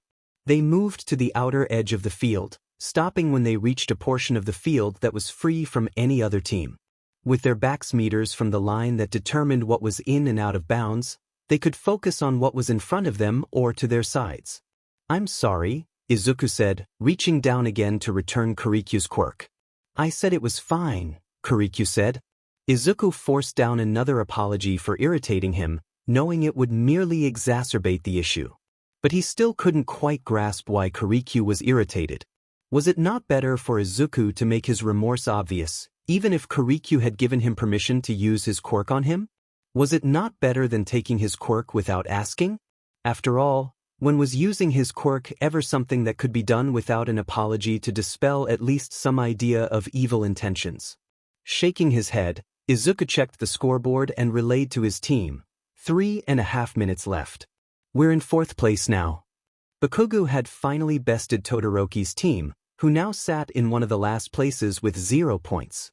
Todoroki's team had moved closer to Izuku's team, where they were now battling Teeth Boy's team, who must have earned some points back after losing them to Izuku's team. Just before Izuku turned his head, he heard someone on Todoroki's team shout, 1.3 million volts. A boy with electric blonde hair shot out a wave of electricity while the others disappeared under what Izuku assumed was an insulation sheet. Could one of their teammates create objects? The wave hit the other team and shocked them to a standstill, and the boy smirked as his team charged forward. Bakugo's team, on the other hand, was on the same side of the field he'd always been on, much closer to Izuku's team than before. So we just need to defend until time runs out, Kirikyu said. Slightly to their left and a quarter of the way across the field, Bakugo leapt off the supporting hands of his team's horses and into the air. He propelled himself with his explosions to a four-person team that Izuku didn't recognize. He landed on the front horse's shoulders, swatted away the rider's hands with a smoking palm, grabbed the two headbands around the girl's neck, and blasted himself backwards. One of the horses on his team pointed his elbow at Bakugo's back. He shot out a piece of tape from the part of his forearm just above the elbow and pulled Bakugo back to safety. Izuku could assume that was what Bakugo would do to them. So it would be even more personal than he'd originally expected. Well, his plan should still work. Nothing had really changed. As Bakugo added another two headbands to the already impressive pile around his neck, he flicked his gaze sideways and met Izuku's eyes. With their eyes connected, he raised a hand, let an explosion burst to life on his palm, and bared his teeth in a smile. "Bakugo's coming," Izuku said shakily, then cursed himself for how pathetic he sounded. "Not just him," Shinsou said. To their left was a boy with 6 arms connected with fleshy webbing and a blue mask covering the bottom half of his face. His arms were positioned behind him to cover his back, where at least one other person had to be hiding. He picked up his speed, sprinting towards them at an incredible pace. In a flash, something pink shot out from the opening between his arms, and Izuku barely had time to flinch before the iron spider's spider legs darted out to meet it. They knocked it to the side, where it hesitated a second before it disappeared back into the darkness between Webbed Arm Boy's arms. When it reappeared, the iron spider met it above Izuku's head, where it wrapped around one of its spider legs. It was a tongue, coated in a thin but shiny layer of saliva that dripped onto the metal of the iron spider. So the person or one of them under Webbed Arm Boy's arms had a quirk that made their tongue long. Most likely an animal-related quirk. A chameleon or frog. The tongue pulled at the spider leg it had wrapped around. Izuku nearly toppled forwards as the pack jerked upwards. If it kept pulling, Izuku would fall, and his team certainly wouldn't have time to fix their formation with Bakugo's team already closing in on them. So Izuku shrugged the pack off, letting the tongue pull it over his head and toss it aside. It hit the ground with a crunch, and Izuku grimaced and apologized at the sound of Hatsume's pained cry. "We should move," Izuku said, eyes flicking between Webbed Arm Boy and Bakugo. "Can't. Foot stuck," Shinsou said. From his angle, Izuku couldn't see what had trapped Shinsou's foot, so he tried to locate the source of whatever it was. Bakugo's team was still too far to have been responsible. The only other team targeting them was Webbed Arm Boy's, so there must be another person under his arms who had done it. When Webbed Arm Boy was close enough to touch Kirikyu or Hatsume in a few more long strides, Kirikyu let out another icy breath, this one seemingly more powerful than his last. At the same time, Shinsou shouted at Webbed Arm Boy. He didn't respond. Instead, he switched directions to circle around Izuku's team's front, dodging Kirikyu's attack entirely. As he turned, he dropped his right arm. The same tongue shot out before Izuku could see who'd been revealed.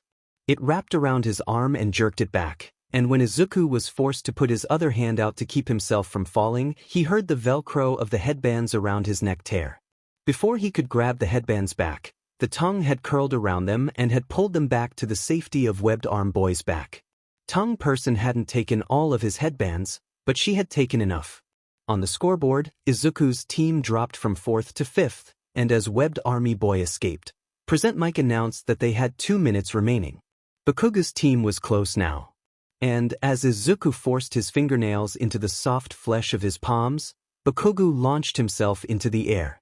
Izuku's arms froze out in front of him, nowhere near his neck where they could protect the headbands they still had left. If he tried to defend himself, Bakugo wouldn't be happy. He did nothing but watch as Bakugo landed on Kiriku's shoulders and grabbed the headbands around his neck. Though Bakugo couldn't use his quirk to purposely harm him as per the rules of the game, Izuku waited for his flesh to. It came in a burst on his collarbone, where Bakugo planted a burning hand to help push him backwards. Again, one of the back horses pulled Bakugo back to his team. The three horses caught him and repositioned him to stand on their hands. When Bakugo regained his balance, he let out a sharp laugh and shouted, "Did you really think I'd let you cheat your way into the next round, Deku? You shouldn't have even made it this far." Izuku bit the inside of his cheek until he could feel blood on his tongue. He'd come up with a plan, and for what? Kiriku tried to breathe out another icy breath at the front horse's feet. This breath was weak, however, and it dissipated into the air before it ever reached the red-haired boy. From the press box above, Present Mike announced only 1 minute remained. "How about giving those back?" Shinsou called out to Bakugo. Bakugo didn't even spare Shinsou a glance. Instead, he watched the scoreboard with a grin. On the screen, Izuku's team had dropped from 5th to 7th, the first in a list of teams with 0 points. It couldn't end like this. Not when their victory had been so close.